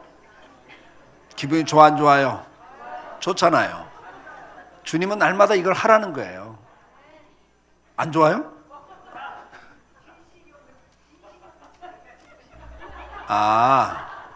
근데 그게 문제야. 진실이 없어도 받아주셔야 돼요. 근데 진실 없다고 안 받으면 다음부터 안 해버려요. 그러니까 이 여자분들이 이걸 아셔야 돼요. 남자는 그게 표현이 쉽지가 않아요. 예. 근데 그걸 표현할 때 그걸 이렇게 거부하고 핀잔을 주면요, 다시는 안 해요. 그게 조금 서툴더라도 반응을 어떻게 보이셔야 돼? 오버액션 맞아요. 와, 땡큐. 막 이러면서 하셔야 됩니다. 그걸 하셔야 돼요. 선물 하나 봤는데 내 마음에 안 들어요, 선물이. 아, 이걸 왜 사왔어? 그냥 마음에 안 들어. 그러면 그 다음부터 선물 다 끊어져 버려요. 이해가 되죠? 선물을 받으면 기쁘게 받고, 다음엔 이런 것도 주면 좋겠냐고 표현을 해, 다른 식으로. 이런 거 있으면 더 좋겠네, 막 이런 식으로. 그러면 그 다음에 그거 또 갖고 와. 그러면서 이렇게 자꾸 점진적으로 가셔야 돼요. 아셨죠? 자, 여러분, 하나님은 오늘 여러분들에게 선한 말을 하라고 그랬어요. 아멘? 듣는 자들에게 기쁨을 주라 그랬어요. 이 말을 항상 할 수 있기를 축복해요. 이 말과 반대되는 말이 뭐라고 그랬어요?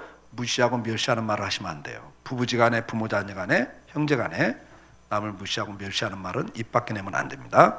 자, 다음으로 넘어갑니다. 두 번째, 감사하는 말입니다. 상대편을 행복을 주는 말은 감사하는 말입니다. 이 감사는 뭐냐? 알아주는 말이야. 상대가 뭘 했을 때 그걸 알아주는 말, 보답하는 말이에요. 우리가 하나님 앞에 영광 돌리는 말, 하나님을 기쁘게 하는 말의 대표적인 것 중에 하나가 감사했죠. 사람도 똑같아요. 여러분 잘 생각해 보세요. 하나님 여러분 마음 아세요, 모르세요? 생각 아세요, 모르세요? 알매도 불구하고 고백하라고 그래요? 알았으니까 됐다고 그래요? 고백하라고 그래요. 그리고 고백을 들으면서 기쁘시다 그런단 말이에요. 왜요? 하나님 감정이 있어요. 그건 들으면서 기쁜 거예요. 우리 아내들이 가끔 남편에게 하는 질문 있죠. 무슨 질문 하세요? 잊을만하면 한 번씩 남편한테 하는 질문 있잖아요. 사랑해? 그래요. 질문을 해요. 그러면 아직도 확인이 안 돼서 그 질문 하시는 거예요? 아니죠. 사실은 뭐예요? 사랑한단 말을 듣고 싶은데 안 해주니까 한번 찌르는 거예요. 나 사랑해? 그러면 그때라도 그럼 사랑하지 이러면 좋은데 이 무식한 남편이 눈치도 없어.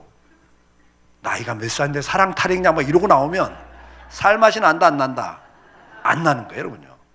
그러니까 사람도 고백을 들으면서 기쁜 거예요. 믿으시면 아멘. 아시겠죠? 나는 경상도 남자라 못합니다. 성경 어디에 경상도는 하지 말라고 그랬어요. 그런 구절 있으면 가져오세요. 내가 경상도는 열애시켜 줄 테니까. 근데 성경은 분명히 이야기했습니다. 너희는 선한 말을 하라는 거예요. 믿으시면 아멘. 기쁨을 주는 말의 대표적인 말이 인정해 주는 말, 그 다음에 알아주는 말이에요. 보답하는 말입니다. 이 보답을 할 때 사람은 기쁨이 생겨요. 내가 애를 써서 노력을 해서 힘을 들여서 뭔가를 해줬는데 그것에 대한 반응이 있을 때 더 하고 싶은 의미가 생기잖아. 그래요, 안 그래요? 그런 것을 줄 수 있는 말이 감사라는 말이에요. 성경을 같이 읽습니다. 시작. 음행과 온갖 더러운 것과 탐욕은 너희 중에서 그 이름조차도 부르지 말라. 이는 성도에게 마땅한 바니라. 누추함과 어리석은 말이나 희롱의 말이 마땅치 아니하니 오히려 감사하는 말을 하라. 아멘. 여러분 보세요. 누추한 말이나 어리석은 말이나 희롱의 말이 마땅치 않다고 그랬어요. 이런 말이 입 밖에 내지 말란 이야기예요. 여기서 대표적인 것이 희롱의 말입니다. 여러분, 남의 마음을 진짜 상처 주는 말 가운데 대표적인 것이 무시와 멸시하는 말과 다음에 희롱의 말이에요. 우리는 희롱의 말을 할 때, 남을 놀리는 말을 할 때, 조롱하는 말과 놀리는 말을 할 때 대부분 상대편에 뭘 갖고 말을 합니까? 예? 예. 약점, 단점, 핸디캡을 갖고 이야기하게 돼 있습니다. 근데 나는 농담이지만 듣는 사람은 그게 이미 핸디캡이기 때문에 상처예요. 그러니까 상처를 건들면 아파 안 아파? 아픈 거예요. 이솝우화에 이런 이야기가 있잖아요. 애들이 길을 가다가 연못가에 개구리들이 놀고 있으니까 돌을 들어 던져, 장난삼아.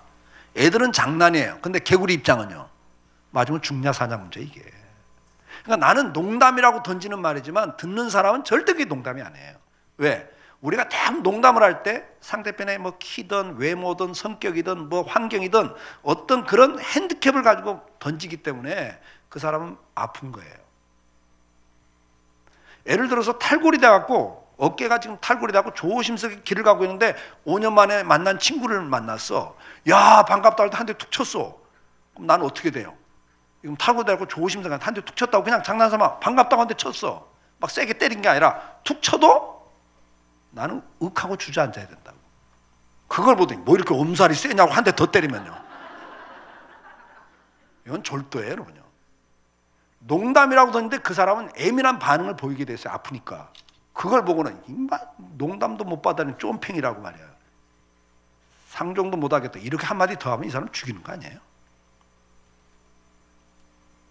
희롱의 말이 마땅치 않다 그랬어요. 그 사람은 그게 아파. 피눈물 흘린단 말이에요. 근데 그걸 농담이라고요? 그러고 못 받아준다고 한마디 더 해요? 더 왕따를 시켜요?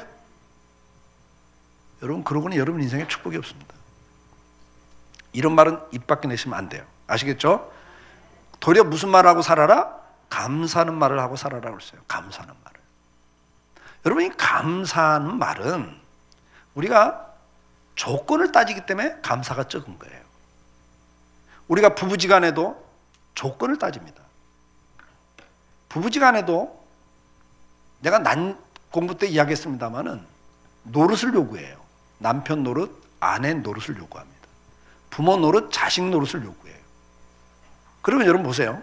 요구가 많은 만큼 불만이 많이 생기게 돼 있습니다. 왜요?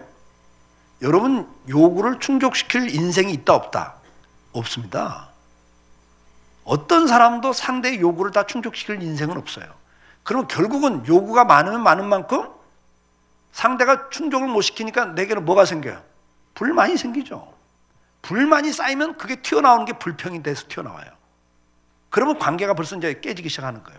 그 불평을 했는데도 안 고쳐지면 뭐예요? 그 다음에 비판이 됩니다. 이제 마지막에 나와요. 남의 인생을 불행하게 하는 말 가운데 대표적인 말이 비방입니다. 남 잘못을 지적하는 말. 이건요, 관계가 다 이간된다 그래서 관계, 아무리 사랑하는 관계도 깨지게 돼 있습니다. 비방을 해버리면. 그러니까 대표적인 인생을 불행하게 하는 말이 무시하고 멸시하는 말, 조롱하는 말, 그 다음 뭐라고요? 비방하는 말이에요. 상대편 잘못을 지적하는 말이에요. 이런 말은 입 밖에 내서는 안 돼요. 대신 무슨 말을 해야 돼요? 알아주는 말을 하셔야 돼요. 감사하는 말을 하셔야 돼요. 근데 왜 감사가 없다고요? 우리는 자꾸 노릇을 요구한다. 노릇을. 우리 몸에 수많은 지체가 있어요. 근데 이 지체 가운데 하나라도 없어지면 여러분 어떻게 돼요? 예를 들어 미스 코리아 진처럼 미인이야. 정말 아름다운 얼굴을 갖고 있어요. 근데 운전하다 교통사고 나가지고 코가 깨져버렸어. 그래도 계속 미인이요? 이 지체 가운데 하나만 망가지면요, 전체가 다 핸디캡이 되고 흉물이 된단 말이에요. 치아 하나가 빠졌어. 핸들에 부딪혀갖고. 미스 코리아 진인데 씩 웃을 때 이빨이 하나 없어. 그래도 계속 미인이요? 아니요, 흉해져 버린다니까. 그러니까 뭘로 주님이 묘사를 하냐면, 비유를 하냐면 몸으로 비유를 들면서 우리 지체 가운데 하나도 필요 없는 지체가 없다 그래요. 아멘? 귀한 줄 알아라 걔가요. 귀한 줄 알아라. 여러분 보세요. 부부가 계속 노릇을 요구하면서 요구하는 게 많아요. 근데 나이가 들어가면 요구가 점점 줍니다. 그래갖고 60이 넘어가서 철이 든 부부는 요구하는 게 하나로 줄어요. 뭘로 준다고 그랬어요? 그렇지, 건강하게 오래만 같이 살자 그래. 살아보니까 실력, 능력, 뭐 살림살 하고 다 지나가니까 별거 아니라는 걸 알아. 있는 자체가 소중하다는 걸 늦게 깨달은 거란 말이에요. 이해가 되세요? 교회도 마찬가지입니다, 여러분. 여러분, 목사, 장로, 집사 노릇을 요구하면 교회가 불행해져 버려요. 여기서 2시간만 가면 교회가 없다니까? 저 북한의 지하교회 교인들은요, 교회에 있는 것 자체를 학수고대하고 있습니다. 배고픈 고통보다도 주일 없이 예배 못 드리는 게 더 큰 고통이라고 편지를 보냈단 말이에요. 난 읽었어, 그걸. 그 고통을 아시냐고. 주일을 못 지키고 예배를 못 드리는 그 고통. 여러분들은 배가 불러가지고요, 은혜도 잘 못 받아. 하도 설교를 좋은 걸 많이 들어가지고. 예? 여러분들은 아침에 눈 뜨면요, 망설이지 않고 갈 수 있는 교회만 있어도 감사하셔야 됩니다. 이 지구촌에 성경만 갖고 있다가도 잡혀서 교도소 가고 죽임을 당하고 고문을 당하는 세상이 얼마나 많은데요. 우리는요 너무 좋은 교회를 요구하고 있어요. 배부른 소리입니다. 미안한 이야기지만 우리가 부부관계도 똑같습니다. 한쪽이 망가져 보세요. 여러분 아무리 똑똑하고 잘나서도 소용없습니다. 인생이 무너지게 돼 있습니다. 우리 학생들한테 제가 질문해요. 집회 가면 한국 역사상 가장 훌륭한 어머니가 누구죠? 예, 요즘 신사임당 또 드라마도 있다 올 때 신사임당이라고 대답을 해요. 그럼 내가 물어요. 신사임당이 너희를 위해서 밥 한 끼를 해줬냐? 등록금을 한 번 더 해줬냐? 내가 다시 물어요. 한국 역사상 가장 훌륭한 어머니가 누구냐? 그때 우리 엄마이 그래요. 이걸 모르고 사니까 불행한 겁니다, 여러분. 우리 교회에서도 애들이 그래요. 뭐 부모가 어떻고 저떻고 뭐 흑수저가 돼갖고 어떻고 뭐 이런 요즘 하거든. 부모가 어떻고. 내가 그러죠. 애놈들아, 너희 부모가 어땠다고? 너희 부모가 교통사고 나서 두 분 다 돌아가셨다고 가정을 해봐. 네 인생 어떻게 되는데? 부모 노릇 못 한다고? 야, 너 그 부모 없으면 너 어떻게 되는데? 네 인생이 어떻게 돼요? 우리 학생들 한번 이야기해봐. 부모님 갑자기 돌아가시면 두 분 다 돌아가시면 어떻게 돼 인생이? 잘난 척할 게 없어요, 여러분요. 뭘 잘난 척할 게 있어요? 큰 소리 칠 게 어디 있어요? 졸제 소년 소녀 가장이 돼버리는데. 내가 청년들한테도 그래요.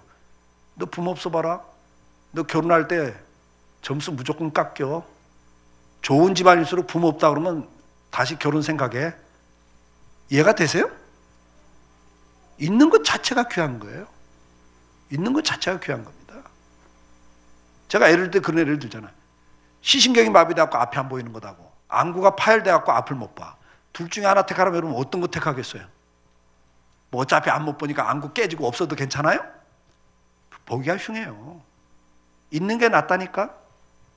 제가 어느 게 집회를 가는데 그 목사님이 손가락 두 개가 절단 데가 없어요. 장갑을 항상 끼고 다니세요. 근데 그분이 내가 이 설교하고 난 다음에 그 말씀하더라고요. 목사님, 정말 저는 뼈저리게 그걸 공감해요. 옛날에 이걸 접지할 수 있는 기술이 발달되지 않았을 때인데 접지해봤자 어차피 손가락 못 쓴다고 해서 그냥 빳빳하게 있으면 더 불편할 것 같아서 그때 그냥 절단했다는 거야. 두고두고 평생 그때 빳빳하더라도 접지를 했어야 된다는 거예요. 왜? 장갑을 껴도요 손가락 두 개가 축 처져 버린다는 거예요. 목사님, 기능을 못해도 있어야 되는 걸 나는 뼈저리게 느낍니다. 아멘? 옆에 있는 분에게 한 말씀 하세요. 노릇 못해도 괜찮아요. 있어줘서 고맙습니다. 아멘? 이걸 알아야 감사가 나옵니다, 여러분. 이걸 알아야 감사가 나오죠. 예를 들어서 자식이 너무 속을 썩여. 막 걔만 보면 그냥 심장이 멈추고 네 명이 못 죽게 생겼어. 야, 사라져, 꺼져. 그럴 때 이 자식이 그때 철들어가지고 내가 나가야 엄마가 좋아하는구만 하고 나가버렸어요. 그러면 이제 그때부터 여러분들 편하게 주무세요? 어떻게 돼요? 더 미쳐요. 직장 다 그만두고 찾으러 다니셔야 돼요, 여러분. 속을 썩여도 옆에 있어야 사는 거예요. 그래서 옆에 있는 분에게 한 말씀 하세요. 노릇 못해도 괜찮아요. 속 썩여도 괜찮아요. 옆에 있어줘서 고맙습니다. 아멘? 감사는 이래야 나오는 거예요. 이걸 알아야 감사가 나와요. 여러분, 제가 목회를 하면서도요, 앞에서 이제 주일날 사회를 보잖아요. 집사가님이 늦게 들어와, 예배 시간에. 찬송하고 있는데 늦게 들어오면요, 집사님 왜 이렇게 예배 시간 늦죠? 좀 일찍 좀 다니지. 속으로 이런 생각이 들어. 근데 자기 찾는다고 앞에 기어나오면 더 열받아. 막 다 거기 쳐다보게 만들고 막 예배 분위기 깨잖아요. 집사가 늦게 왔으면 조용히 뒤에 놨지 왜 또 앞에까지 꼭 기어나오냐. 기어나고 막 찬송하면서 머릿속에 이렇게 막 이제 돌아가면서 화가 나. 그러고 나왔으면 예배나 잘 들으면 설교 시간에 졸고 앉았으면 이제 진짜 뚜껑 열려. 진짜 열받아 버려요. 아니 늦게 왔으면 앞에까지 기어나왔으면 예배나 잘 들으면 뭐 또 초신자 앞에서 졸고 앉았으면요 내가 막 아휴 집사냐 잡사지 막 이런 생각이 들어. 근데 내가 철이 드니까 아니에요. 목사도 철이 드니까요. 늦게 와서요 앞에 졸고 앉았어도 고마워. 철이 드니까 고마운 거예요. 왜? 생각해 보세요. 우리 동네만 해도 효성동만 해도 교회가 50개야. 계양구 그러면 300개가 넘어요. 주일날 아침마다 그 여러 개 교회를 쳐다만 보고 들어가진 않고 여기까지 와. 그 많은 교회를 다 쳐다는 보는데 들어가진 않고 매주 와. 은혜를 못 받고 졸고 앉았는데 계속 온다는 게 쉬운 일이에요? 은혜 못 받으면서 딴 교회 안 가고 여기 와서 앉아있으니까 얼마나 고맙냐고. 이게 본심이에요. 제가 30주년 때 이런 이야기 했습니다. 30주년을 맞이하면서 제가 가장 고마운 성도가 누구냐? 20년 이상 있는 듯 없는 듯 오늘 이 자리까지 함께 온 그분들이 나한테는 가장 소중합니다 그랬어요. 목숨 걸고 사랑하는 부부지간에도 20년 같이 사는 거 쉽지 않아요. 그래요 안 그래요? 근데 교회인이 얼마나 이사갈 일도 많고 사연도 많은데 그거 다 극복하면서 20년 이상 같이 와요? 절대 쉽지 않아요 여러분. 나는 그분들이 제일 고맙다 그랬어요. 근데 얼마나 있는 듯 없는 듯 교회를 다니셨던지 20년이 지났는데 권사도 안 돼 있어 아직. 안수집사도 못 되고 있어요. 근데 나는 그분들이 고마워요. 그분들이 고마운 거예요. 사랑하는 성도 여러분, 우리는 자꾸 노릇을 요구하시면 안 되고요. 이 사람이 나한테 속을 썩이냐 안 썩이냐가 중요한 게 아닙니다. 한 몸은 있는 것 자체가 귀한 거예요. 사랑하는 성도 여러분, 우리는 이렇게 감사를 표현할 뿐만 아니라 말로만 표현한 게 아니라 태도에서도 알아주는 삶이 필요합니다. 부부간에 부모 자녀간에 그게 필요해요. 네. 예를 들어서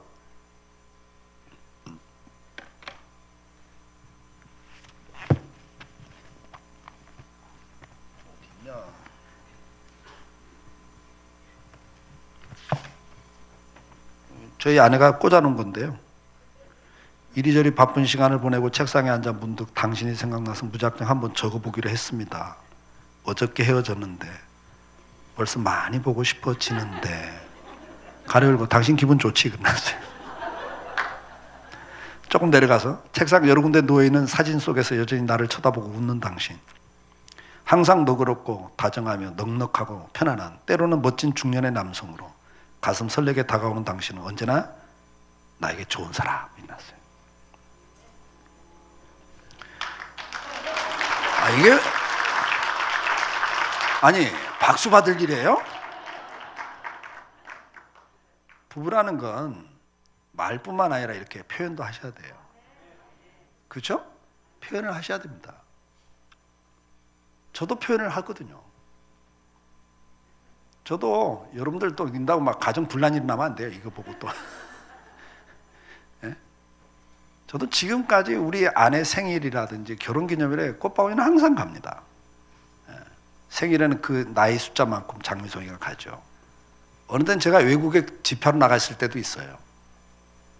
그럴 때는 요즘에는 너무 좋은 시대예요. 전화로 예약 다 돼요. 예. 배달이 그 아침 시간에 새벽기도 갔다 와서 잠깐 잘 때도 있거든요. 9시에 띵동하면 민폐 끼치는 거니까 한 10시 정도에 배달이 돼요. 그건 우리가 고마움을 표현하는 거예요. 이해가 되세요? 그건 서로 표현을 하셔야 돼요. 한번 우리 아내가 어디 같이 갔다 오는데 이런 이야기 하더라고요. 여보, 요즘 그 속초에 오징어 물회가 참 맛있을 때다 그치 그러더라고요. 우리 사람은 거창 사람이 경상도. 내륙 사람이라 회를 안 좋아해요. 근데 물에는 꼭 먹어 이상하게 사이다 타가지고 이렇게 물에는 먹더라고요. 그래서 한번 오징어 물에 맛있을 때다 그치 그러더라고요. 그냥 그 다음날 그랬어요. 여보 갑시다 그랬죠. 어디요 그래? 당신 어저께 물에 먹고 싶다고 했잖아. 그래서요. 비행기 표 예약 다 해놨다 빨리 준비해라 그랬죠. 당신 왜 쓸데없는 짓을 해요? 그러면서 이분 이만큼 벌어져. 그때는 속초에 비행기가 있을 때입니다. 그래가지고 빨리 저 예약 다 됐으니까 빨리 준비해 가자. 그래갖고 속초 비행기 타고 가갖고 6시간 렌터카 해갖고 드라이브하고 15,000원어치 물에 먹고 왔어요. 우리 아내 감동이죠. 자기 지나가는 말 한마디 내가 뭔가를 하잖아요. 반응을 하잖아요. 감동이죠. 그러니까 내가 그 다음에 무슨 말하면 그냥 충성 그러고 그냥 해버리는 거예요. 부부지간에도 감동을 시켜야 돼요. 근데 협박을 해. 늙어서 대접받으려면 잘하라고 막 이렇게 협박을 해보면 남자 나이가 50대가 넘어가면 협박이 통합니다. 남자는 50대가 되면 남성 호르몬이 줄잖아요. 그러면 이게 여성화돼가요. 중성화되는 게 사실 여성화처럼 보이는 거예요. 잔소리 많아지고 드라마보다도 눈물 흘고 앉았고 여성화됩니다 이게. 그 부인 어디 간다면 따라간다고 나서고 같이 가자고 나서고 이게 이상해지는 거예요. 근데 여성도 50대가 넘으면 여성 호르몬이 줄면서 남성화돼. 그래서 팔뚝이 굵어지기 시작하고 증상이 나오는 거잖아요. 목소리도 굵고 털털해지고 또 와일드해지고 표현도 막 하고. 여러분 이러다 보니까 여자들이 협박을 해요. 늙어서 대접받으면 잘하라고. 별 시리즈가 다 나와 한국사에. 옛날에는 곰탕 시리즈, 그 다음에 이삿짐 시리즈 나오더니 요즘에는 노숙자 시리즈가 나왔어요. 요즘엔 30대도 쫓겨난대 남자가. 30대 노숙자. 너는 왜 그 나이 쫓겨나냐니까 부인 돈 어디다 썼냐고 물어봤다고 쫓겨났다고. 요즘 세태입니다 이게. 50대가 쫓겨났어요. 너는 그 나이 왜 쫓겨났냐. 부인 어디 갔는데 따라간다고 나섰다고 쫓겨났다고. 70대가 노숙자가 된 거예요. 당신은 그 나이 왜 쫓겨났냐고. 아침에 눈 떴다고 쫓겨났다고. 세상에 이런 시리즈가 나오니 이게 한국 사회 큰일 났어요. 사회학자들은 한국 사회는 이미 모계사회라고 그럽니다. 모계사회로 진입했다 그랬어요. 사회학자들은. 한국 사회는 이미 여성사회입니다. 모계사회라 그래요. 여성 중심으로 가고 있다는 거예요. 근데 여러분 이건 성경적이지 않아요. 부부는 서로를 사랑하고 존중해야 됩니다. 아시겠습니까? 감동을 시키셔야 돼요. 저희 아내도 저 만나고 진짜 고생 많이 했거든요. 장인이 조그만 사업을 하십니다. 그때 등촌동 쪽에 2층 집에 잔디밭 깔린 집에 기름 보일러 집에 살았어요. 근데 전사하고 결혼해가지고요. 신혼방이 연립주택 건너방, 부엌도 없는 건너방 월세 얻어가지고 방에다 석유풍로 갖다 놓고 밥에 먹다가 머리 태우고 막 이랬어 우리 집사람이. 한 번도 그런 걸 안 해본 여자거든요. 그런데도 애들 앉혀놓고 무슨 말 한 줄 아세요? 나는 이 세상에서 예수님 만난 게 제일 큰 축복이다 내 인생에. 두 번째가 너희 아빠 만난 거다. 이렇게 말을 한단 말이에요. 그러니 내가 어떻게 그 여자한테 뭘 아끼겠냐고. 그러겠어요 안 그러겠어요? 어느 때는요 50대 중년 때 제가 이렇게 집회를 자주 가니까 어느 때는 나한테 집회 갈 때요 울먹거려요. 당신 없어서 힘들다고. 말이 된다 안 된다. 50대 중년 여성이 남편이 한 3일 집회 나가는데 당신 없어서 힘들다고 눈물을 글썽거려. 말이 된다 안 된다. 나 자유 얻었네 할렐루야지. 그런데 내 앞에서 눈물을 글썽거리는 거예요. 힘들다고 당신 없어서. 그러니 내가 어떻게 그냥 가요. 발목이 잡히는데 쇼핑 다 하라고 1호금을 줄 수밖에 없어요. 줄 수밖에 없습니다 이게. 그러니까 우리 아내는 남자를 아는 거예요. 어떤 부흥 강사가 그럽디다. 남자는 흙으로 만들었고 여자는 뼈로 만들었다고. 여자가 훨씬 세대 그래서 강하대. 여성은 강해. 뼈로 만들어갖고. 근데 남자는 흙으로 만들었기 때문에 불에다 구우면 어떻게 돼요? 도자기가 돼. 깨져. 쉽게. 그러니까 남자는 화를 돋구면 불을 떼면 딱딱해지고 깨진다는 거예요. 근데 흙은 어디에 약해? 물에 넣으면 다 풀어져 그냥. 그래서 남자는 여자의 눈물에 약하다는 거예요. 맞는 말이야 맞는 말. 네? 여러분 보세요. 영국의 심리학회에서 이런 이야기 했습니다. 남자를 다루는 법이 뭐냐? 강아지 다루듯 다루라 그랬어요. 그래갖고 남성들이 인격 모독이라고 막 반발하고 그랬습니다. 근데 그게 사실이라는 거예요. 강아지 다룰 때 어떻게 돼? 이러면 그냥 꼬리치고 난리가 나는 거예요. 그냥 네가 최고다 최고다 최고다 그러면 그냥 다 넘어가는 게 남자라는 거예요. 그 최고다 소리를 왜 못 해줘요? 당신 때문에 내가 행복해. 그러면 그냥 다 넘어가는데. 그 여자를 위해서 뭐든지 다 주고 싶은데. 아시겠죠? 그게 칭찬과 감사예요. 저도 그러니까 우리 아내한테 잘할 수밖에 없죠. 한 번은 이제 예술의 전당에 공연을 갔다 왔어요. 인천로에 부부 모임이 있는데 목사님들이 이쪽 방에서 밥 먹고 사모님들 저쪽에서 밥을 먹어. 근데 저쪽 방에서 우리 아내 소리가 여기까지 들려. 목소리가 커가지고. 그러면서 공연 갔다 온 이야기를 하는 거예요. 그 개척교회 어려운 사모들 앞에서. 나는 또 내성적이라, 왜 저 이야기를 왜 하냐. 공연 갔다 온 이야기 그걸 또 왜 해. 막 나는 불편한 거야. 근데 이런 이야기를 하는 거예요. 인터넷으로 티켓이 예약돼서 배달되니까 자기는 티켓을 받고 3일 동안 행복했다는 거야. 공연 가기 3일 동안 자기는 행복했대. 그날 옷은 뭘 입고 가고 헤어스타일은 어떻게 하고 갔고 막 이게 공연 갈 걸 생각하면서 3일 동안 자기 행복했다는 거예요. 그 소리가 들어오는 거야. 그래서 그 다음에 공연 갈 때 내가 보름 전에 배달시켰잖아, 티켓을. 응? 보름 동안 좀 행복해 보시라고. 응? 그러니까 부부지간이라는 하는 것은 서로 배려가 필요해요. 그게 감사의 표현이잖아요. 아멘? 그래서 이제 또 옆에 있는 분을 3가지씩 고마운 걸 표현해봐요. 그냥 고마워, 고마워, 고마워 그러면 안 돼요.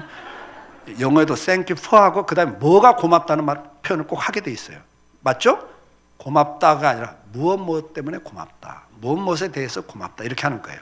그러니까 서로 보시면서 3가지씩 한번 또 하나씩 교대로 한번 해보세요. 고마운 거.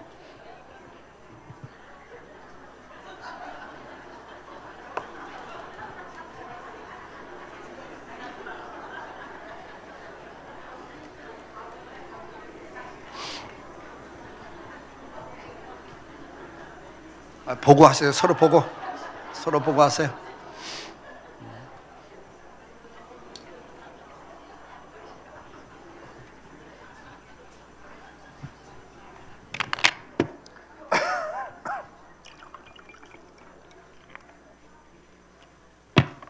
자, 여러분들, 제가 한번 인도네시아 집회를 갔어요. 자카르타에. 그 이제 점심을 먹으러 갔는데 자카르타 시내 특급 호텔에 일식당에 예약을 했다고 같이 갔습니다. 장로님하고 그게 목사님하고 같이 갔어요. 6명이 갔습니다. 보니까 철판 코스 요리였어요. 일식당인데 철판 코스 요리를 하더라고요. 6명을 예약해놓으니까 요리사 2명이 나와가지고 요리사 한 사람이 3명을 맡아서 코스 요리를 이렇게 철판에다 해서 이렇게 접시에다 올려놓는 식당이었어요. 우리끼리 막 이야기하는데 첫 요리가 내 접시에 딱 올라오길래 이야기하다 쳐다보면서 땡큐 그랬죠. 웰컴 하더니 그 다음에 대하 3마리를 굽는 거예요. 대하 3마리를 굽는데 그 3마리 중에 그나마 나은 건 누구 거? 그 다음부터 누구 거 되겠어요? 예, 나 혼자 땡큐 했거든요. 그랬더니요, 똑같은 거 3마리 같아도 아니에요. 이 전문가가 딱 볼 때는 그 중에 좋은 게 있잖아요. 그건 정성 구워서 내 접시에 무조건 올려는 그 다음부터. 이 감사란 표현은 상대를 행복하게 해주는 거예요. 그리고 그것이 누구에게 돌아와요? 나한테 돌아오는 겁니다. 저희 교회 장로님 간증 하나 할게요. 우리 장로님이 고백을 하더라고요, 저한테. 자기는 부산 동아대 출신인데요, 지방대 출신인데 인천에 있는 큰 자동차 부품회사 사원으로 입사를 해가지고 부평으로 이사를 오면서 저희 교회에 등록을 하신 거예요. 30대 초반에. 30대 막 들어올 때입니다. 젊은 부부예요. 그런데 자기가 회사를 딱 들어가서 딱 보니까 잘 올라가면 과장, 지방대 출신으로 이 큰 상장회사에 잘 올라가면 과장, 기적 같은 일이 생기면 차장, 그게 자기였대요. 근데 지금 회사에서 거진 한 3인자, 2인자 이래요. 중국에 몇만 평짜리 공장 3개를 총괄하고 있는 사장이에요. 근데 저한테 얼마 전에 기도에 부탁을 하더라고요. 이제 글로벌 기업입니다. 거기도 이미 멕시코, 미국, 그 다음에 아시아 쪽에, 동남아시아 쪽에 뭐 이게 유럽 쪽에도 공장이 하여튼 뭐 현대자동차나 뭐 이런 국내 자동차, 해외 자동차 메이커에다도 납품을 하는 회사이기 때문에, 그러면서 기도가 부탁을 하더라고요. 목사님, 글로벌 공장 총책임자 지금 가능성이 좀 있습니다. 그러면 2인자가 되는 거예요. 회장 말고. 회장은 올라갈 수가 없고 회장님 계시니까. 근데 그 장로님이 고백을 해요. 목사님, 제가 오늘 이 자리까지 올 수 있었던 건 제가 목사님 설교를 딱 듣고 98년도에 이 설교를 딱 듣고 하루 3번 이상 제가 칭찬과 감사를 하라고 그랬거든요. 근데 이분은요, 호주머니에다 동전 3개를 넣고 매일 출근했대요. 그래갖고 무심코 호주머니에 손 넣었다가 동전 잡히면 아차 칭찬하고 감사하라고 그랬지, 상사든 동료든 부하 직원 가리지 않고 칭찬과 감사를 하면서 반대쪽으로 동전을 옮겼대요. 그러니까 하루 3번 이상 무조건 칭찬과 감사를 한 거예요. 근데 목사님, 나한테 간증을 하면서 보여주더라고. 자기 플래너 1년 수첩을 딱 펴주면서, 목사님 저는 매년 맨 앞에 페이지에 말에 대한 설교 요약을 해서 붙입니다. 그리고 연초가 되면 말에 대한 CD를 한 번은 꼭 듣습니다. 제가 매년 이 CD를 듣고 다시 요약을 하고 플래너 맨 앞에다 이렇게 붙여놓고 삽니다. 그리고 지금도 동전 3개는 항상 갖고 다닙니다. 그러면서 하는 말이 이런 말이에요. 자기가 계속 1순위로 승진했대요. 차장 승진할 때도 라이벌끼리 상대편은 나를, 자기에 대해서 은근히 깎아내리고 은근히 폄하한다는 거예요. 사람들한테 은근히. 근데 자기는 경쟁을 하기 때문에 자기도 그 사람에 대해서 이렇게 좀 안 좋은 평을 해야 되고 이렇게 해야 되는데, 말씀에 순종을 해야 되니까 무조건 그 친구에 대해서도 이야기 나오면, 사람들하고 이야기할 때 그 친구 이야기 나오면, 아, 나이스한 친구라고, 아, 일 참 깔끔하게 잘한다, 칭찬을 했대요 자기가. 근데 승진은 자기가 되더래요. 이해를 못했대요. 근데 자기가 인사 담당 이사가 되고 난 다음에 보니까 보이더래요. 역시 또 라이브들끼리 막 서로 깎아내리고 뭐 은근히 막 이렇게 문제있다는 식으로 이야기를 하는데, 딱 들으면서 무슨 느낌이 드냐니까, 너는 나 없는 데 가면 나에 대해서도 너 그렇게 말하겠구나, 그 생각이 딱 들더래요. 그게 보이더래요. 그러니까 점수가 안 좋게 나가더래요. 자기가 1순위로 계속 올라온 이유를 알겠더라는 거죠. 여러분 보세요. 우리 장로님이 중국 공장에 우리나라 최고 엘리트 코스를 밟은 사장이 갔는데 계속 적자였습니다. 임원들은요 2년 뭐 이렇게 적자 나면 그냥 날라갑니다. 회장이 부르더니 네가 가야지 안 되겠다. 그래서 우리 장로님이 갔어요. 1년 반 만에 흑자로 돌려놨어요. 한번 출장 왔을 때 주일 예배 참석했길래 물어봤어요. 어떻게 그렇게 하셨어요? 그랬더니, 목사님, 그분이 대인관계도 좋고요, 유머도 있고요, 그러면도 잘해요. 그런데 목사님 제 주특기 알잖아요. 그러면서 이런 이야기를 해요. 자기가 매일 제일 먼저 출근한대요.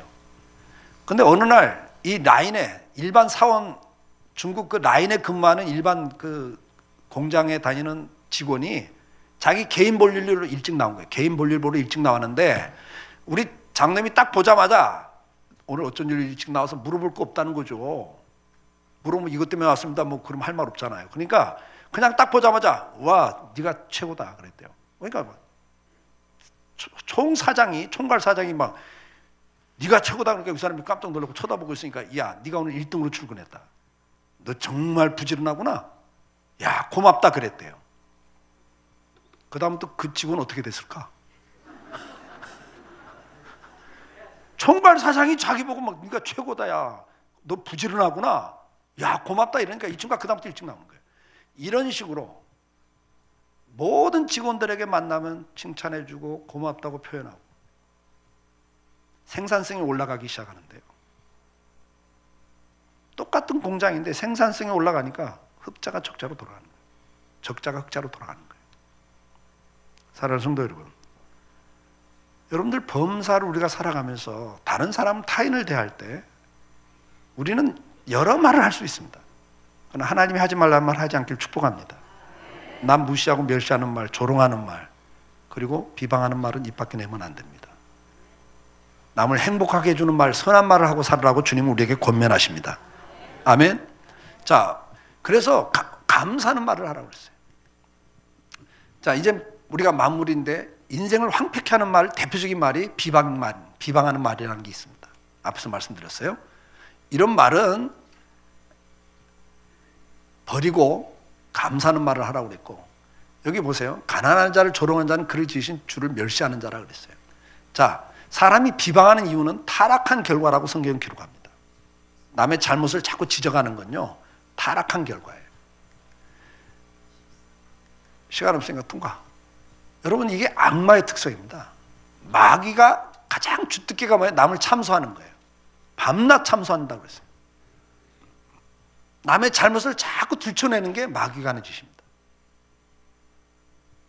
그렇기 때문에 오늘도 우리가 남의 잘못을 자꾸 지적하는 것은, 비방하는 것은 뭐와 같으냐? 디모데전서 5장 14절에 젊은 과부를 이야기하면서 젊은 과부가 할 일 없이 이 집 저 집 다니면서 남의 말하는 걸 가지고 지금 이렇게 이야기를 해요. 그러므로 젊은 과부는 시집을 가라.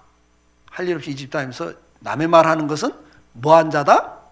이미 사단에게 돌아간 자다 그래요. 아멘? 남의 말, 남의 잘못된 걸 자꾸 이렇게 들춰내는 것은 이건 마귀가 하는 짓인데, 이렇게 남의 말을 자꾸 안 좋은 말을 하는 사람들은 이미 사탄에게 돌아간 자다 이래요. 사탄에게 돌아간 자다. 그러니까 여러분이 내가 자꾸 남의 잘못을 지적하고 남의 잘못이 자꾸 눈에 들어오면요, 빨리 정신 차려야 돼. 아, 내가 지금 마귀에게 사로잡히고 있구나. 성령의 은혜를 받으면 사랑이 생기고 허물을 덮어주게 돼 있습니다. 아멘? 좋은 점을 보게 돼 있어요. 근데 마귀는요, 계속 안 좋은 점을 보게 해요. 부부관계도요, 그렇게 가기 시작하면요, 갈라지게 돼 있습니다. 이간을 시키게 돼 있습니다. 여기 보면 뭐래요? 거듭 말하는 건 이간이 돼요. 잘못을 반복해서 말을 합니다. 그 밟은 밟았죠에 비교했던 목사님 계시잖아요. 그 목사님 나보다 13살이 많으신 분인데 70대인데도 어느 때 만났더니 막 씩씩거려. 아, 형님 왜 그래요? 그랬더니 야, 오늘도 집에서 한바탕 하고 나왔다 그래. 70이 넘어도 사모님이랑 싸우더라고. 그러면서 뭐라고 하는지 아세요? 따라서 하세요. 유명한 말씀을 한마디 남겼어요. 여자는 고장도 안 나는 미제 농기다 그러더라고요. 그 양반 옛날 양반이라 고장도 안 나는 미제 농기래 여자는. 그게 뭔 말인 줄 알죠? 지금도 싸우면 40년 전부터 다 나오는데 미치겠대. 이라고 그이라고 무슨 관계가 있냐 이거야. 평생 안 잊어먹고 계속 거듭거듭 말한다는 거예요. 미치겠다는 거예요. 그러면 관계가 깨집니다. 예를 들면 남편이 뭘 잘못했어. 그러니까 뭐 당신 어떻게 그럴 수 있냐니까 남편이 아 미안해 여보 내가 잘못했다 그랬어. 근데 그 다음에 또 다른 이야기 하다가 그또 당신 그때 그럴 수 있냐고. 그러면 남편이 뭐라고 그래요? 아 나 미안하다고 그랬잖아. 근데 벌써 액센트가 좀 달라. 내가 미안하다고 그랬잖아. 그러면 거기다 대고 뭐라고 그래? 그게 미안한 태도야 막 또 이러고 나와. 하여튼 복잡해요. 복잡해. 거듭 말하면요 관계 깨져요. 거듭도 말하시면 안 되고 부부지간에도 상대편을 비방하는 건 죄입니다. 아멘? 하나님을 대적하는 말이라고 그랬잖아요. 그래서 이런 말은 입 밖에 내시면 안 돼요. 다 이간된다고 이야기를 해요. 치명적인 상처를 입히고요. 잠언 12장 18절 같이 읽습니다. 혹은 칼로 찌름같이 함부로 말하거니와 지혜로운 자의 혀는 양약 같으니라. 아멘. 아멘. 함부로 말하는 건 칼로 찌름과 똑같다는 이야기예요. 칼로 찌르면 죽는 거예요, 여러분. 그러니까 여러분 진짜 함부로 하는 말들, 남의 말하고 이렇게 쉽게 하는 말들은요 상대를 죽이는 행위예요. 이건 큰 죄입니다. 이웃을 망하게 합니다.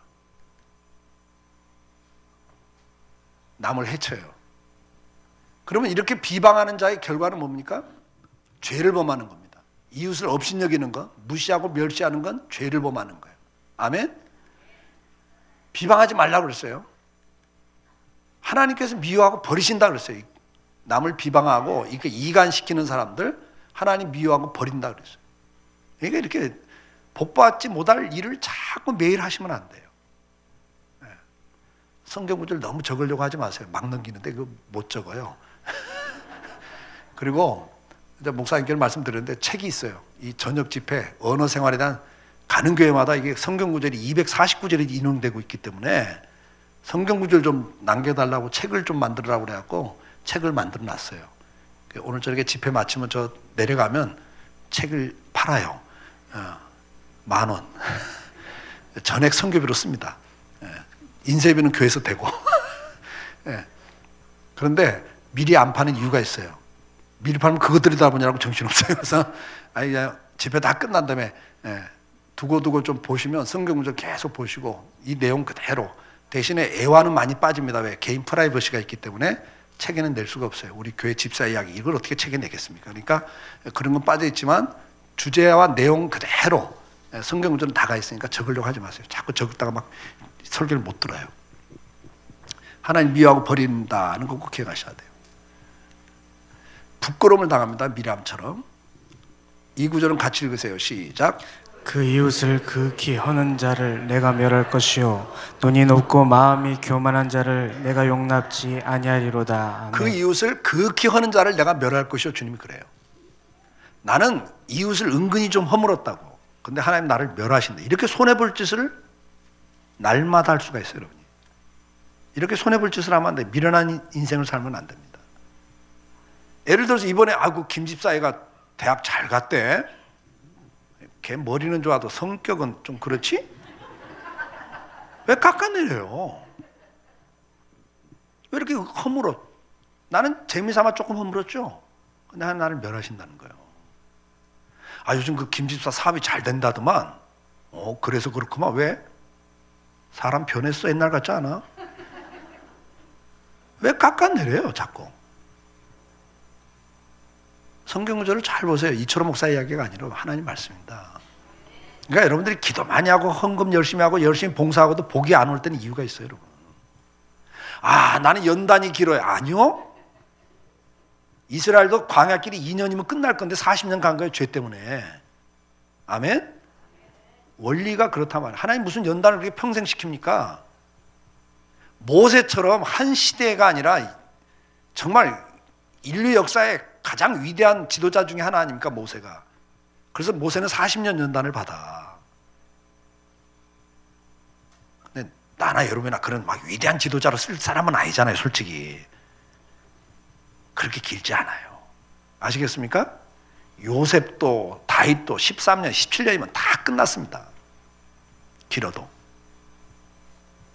근데 막 우리가 뭐 그렇게 위대한 인물이라고 막 평생 연단을 받고 가겠습니까?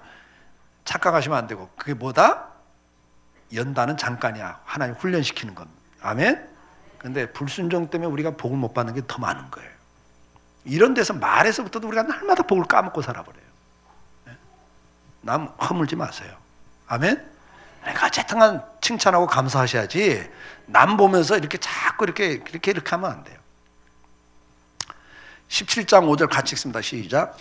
가난한 자를 조롱하는 자는 이를 지으신 주를 멸시하는 자요 사람의 재앙을 기뻐하는 자는 형벌을 면치 못할 자니라. 그 김집사가 사업 부도 났다는만 나 그럴 줄 알았어. 돈 좀 벌 때 깝죽거릴 때 알아봤어. 왜 남은 어려운데 좋아해요?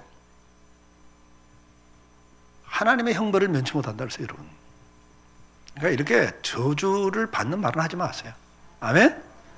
남 아파할 때 아파하실 줄 알아야 돼요. 남 힘들 때 동정하는 마음을 가져야죠. 도울 생각을 해야죠. 아멘? 그걸 가지고 속으로 은근히 좋아하고 그러면 안 돼요. 옆에 있는 분에게 한 말씀 하세요. 만보를 받고 복을 받습니다. 네? 만보를 바꾸셔야죠. 네. 더 심각한 말이 나오잖아요. 마지막 심판대 앞에서 우리 행위에 대해서는 하나님이 심판을 딱 하는데 우리가 했던 말에 대해서는 신문을 한대. 신문. 그 천군 천사와 성도들 앞에서 이철호 너 그때 그 말 왜 했어? 말이 이렇게 무서운 거예요, 여러분요. 하나님이 신문을 하신다는 거예요. 같이 읽습니다. 시작. 형제를 대하여 나가라 하는 자는 공회에 잡히게 되고 미련한 놈이라 하는 자는 지옥불에 들어가게 되리라. 남을 무시하고 멸시하는 말이죠. 미련한 놈이라고 하는 것, 바보라고 말하는 것. 이렇게 무시하고 멸시하는 말은 네가 지옥 갈 줄 아는 거예요, 여러분. 이렇게 무서운 죄예요, 이게. 근데 우리는 하루가 멀다고 남을 무시하고 멸시하고 살아요. 예? 여러분, 예를 들어서 이겁니다. 여러분 남편이 직장 생활하는데 사장님이 우리 집을 방문한다고 연락이 왔어. 퇴근한 다음에 방문하신다고. 그러면 여러분 어떻게 해요? 사장님 오신다 그러면 준비하죠. 청소도 하고 저녁에 퇴근한 다음에 오신다니까 또 맛있는 저녁 준비도 하고. 이제 7시 반에 오신다고 그랬어. 그러면 이제 다 준비해놓고 아파트 앞에 가서 기다려. 근데 7시 반에 안 와. 늦게 와. 20분 돼도 안 와. 그럼 막 열받아. 사장이 이런 사장이 다 있어. 약속도 안 지키고 막 이래요? 솔직히 그러시냐고. 그럼 속에서 뭐라고 그래? 아이고 길 막히시는데 이거 러시아워 이거 아이고 얼마나 피곤하실까 얼마나 힘드실까 오히려 이러고 있다잖아. 그래 안 그래요? 최소한도 그렇다면 말하기 싫으면 고개라도 끄덕끄덕해. 그 기본 매너가 있는 거 아니에요? 응? 그래요 안 그래요? 우리 남편 사장님이 오면 잘 보여야 되잖아. 솔직히 뭐 안 그래요. 그런데 사장님이 늦게 오면 오히려 걱정을 합니다. 무슨 일 없나? 사고 난 건가? 아이고 복잡한데 바쁘실 텐데 막 걱정을 하고 있어요. 근데 이제 짜장면을 시켰어. 빨리 안 와. 그래서 전화를 했어. 그때 막 사장님이 출발했습니다. 근데 막 전화 출발했습니다 하면서 옆에다 빨리 가 막 이래. 그러면 이제 짜장면이 늦게 배달이 된 거예요. 그럼 늦게 배달될 때 그 짜장면을 들고 온 그 직원을 보면서 뭐라고 여러분 어떻게 대하세요? 어떻게 대하시냐고? 늦게 왔어. 막 배고파 죽겠어.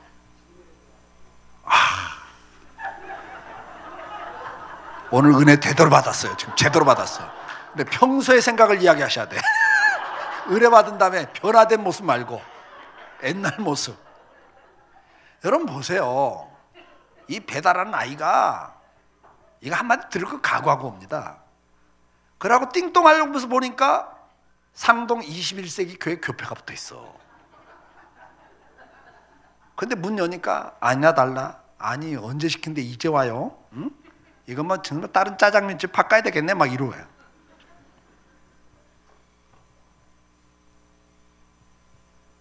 우리가 사람 무시하고 삽니다. 여러분. 그 배달하는 분을 사장님 대접하듯 반기듯 반겨보신 적 있어요?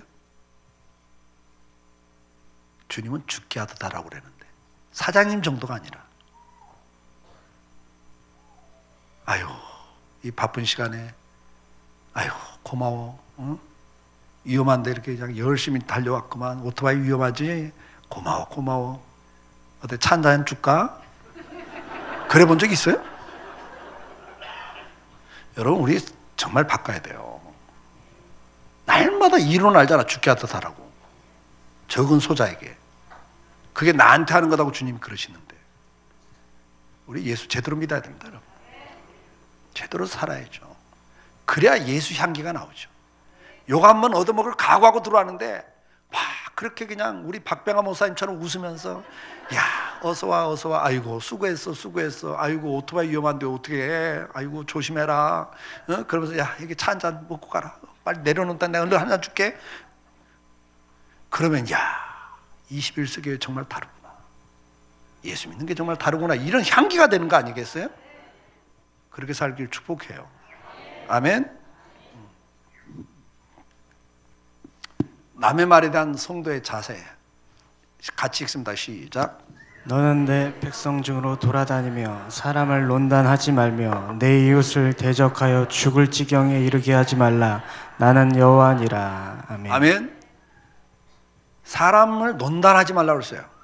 누가 어떻고 논단하지 말라고 하지 마세요. 하나님이 하지 말라면 하지 마세요. 순종이 제사보다 낫다고 그랬습니다. 그 다음에 다른 사람이 나에 대해서 뭐라고 말하는가 귀 기울여 듣지 마세요. 사람은 죄인들은요 남에 대해서 좋은 말보다 안 좋은 말을 많이 해. 그래서 듣다 보면 안 좋은 말을 더 많이 들어. 시험만 들어. 그러니까 다른 사람이 나에 대한 평가도 듣지 말래요. 귀 기울이지 말래요. 성경은 이런 것까지 다 말씀을 해. 참, 성경은 참 좋아요. 그래서 남의 말을 신뢰하지 마십시오. 누가 말을 전달할 때 그 말을 믿으시면 안 돼요. 본인 말이 아니면요 전달하는 말은 절대 믿지 마세요. 왜냐하면 사람은 제대로 말을 전달할 능력이 없습니다. 왜요? 여러분들이 무슨 말을 들을 때는요 자기 경험과 지식이라는 툴이 있어요. 그걸로 이해를 해요. 그 말을. 맞죠? 그러니까 똑같은 말을 해도 듣는 사람마다 이해가 다른 겁니다. 자기의 지식과 경험과 모든 걸 동원해서 그 말을 이해하는 거예요. 그걸 이해한 것을 누구에게 전달하면 이미 자기가 이해한 걸 이해하게 돼 있어요. 이게 2번만 3번만 넘어가 완전 딴말 됩니다. 예를 들어서 집사님 권사님들끼리 이야기를 하는데 김 권사님 들어왔어. 어디 갔다 와? 나 부평 갔다 와. 거기 뭔 일로? 뭐 좀 볼일 보러 갔다 와. 뭐 그 동네 별일 없어? 나 오다 보니까 막 연기가 많이 나대. 그러면 연기가 많이 나대. 그러니까 들으면서 무슨 생각이 나? 불났나? 그러는 거예요. 그 다음에 이제 내가 또 누구 만나고 부평 이야기 나오면 뭐라 그래? 불났나 봐. 그러는 거예요.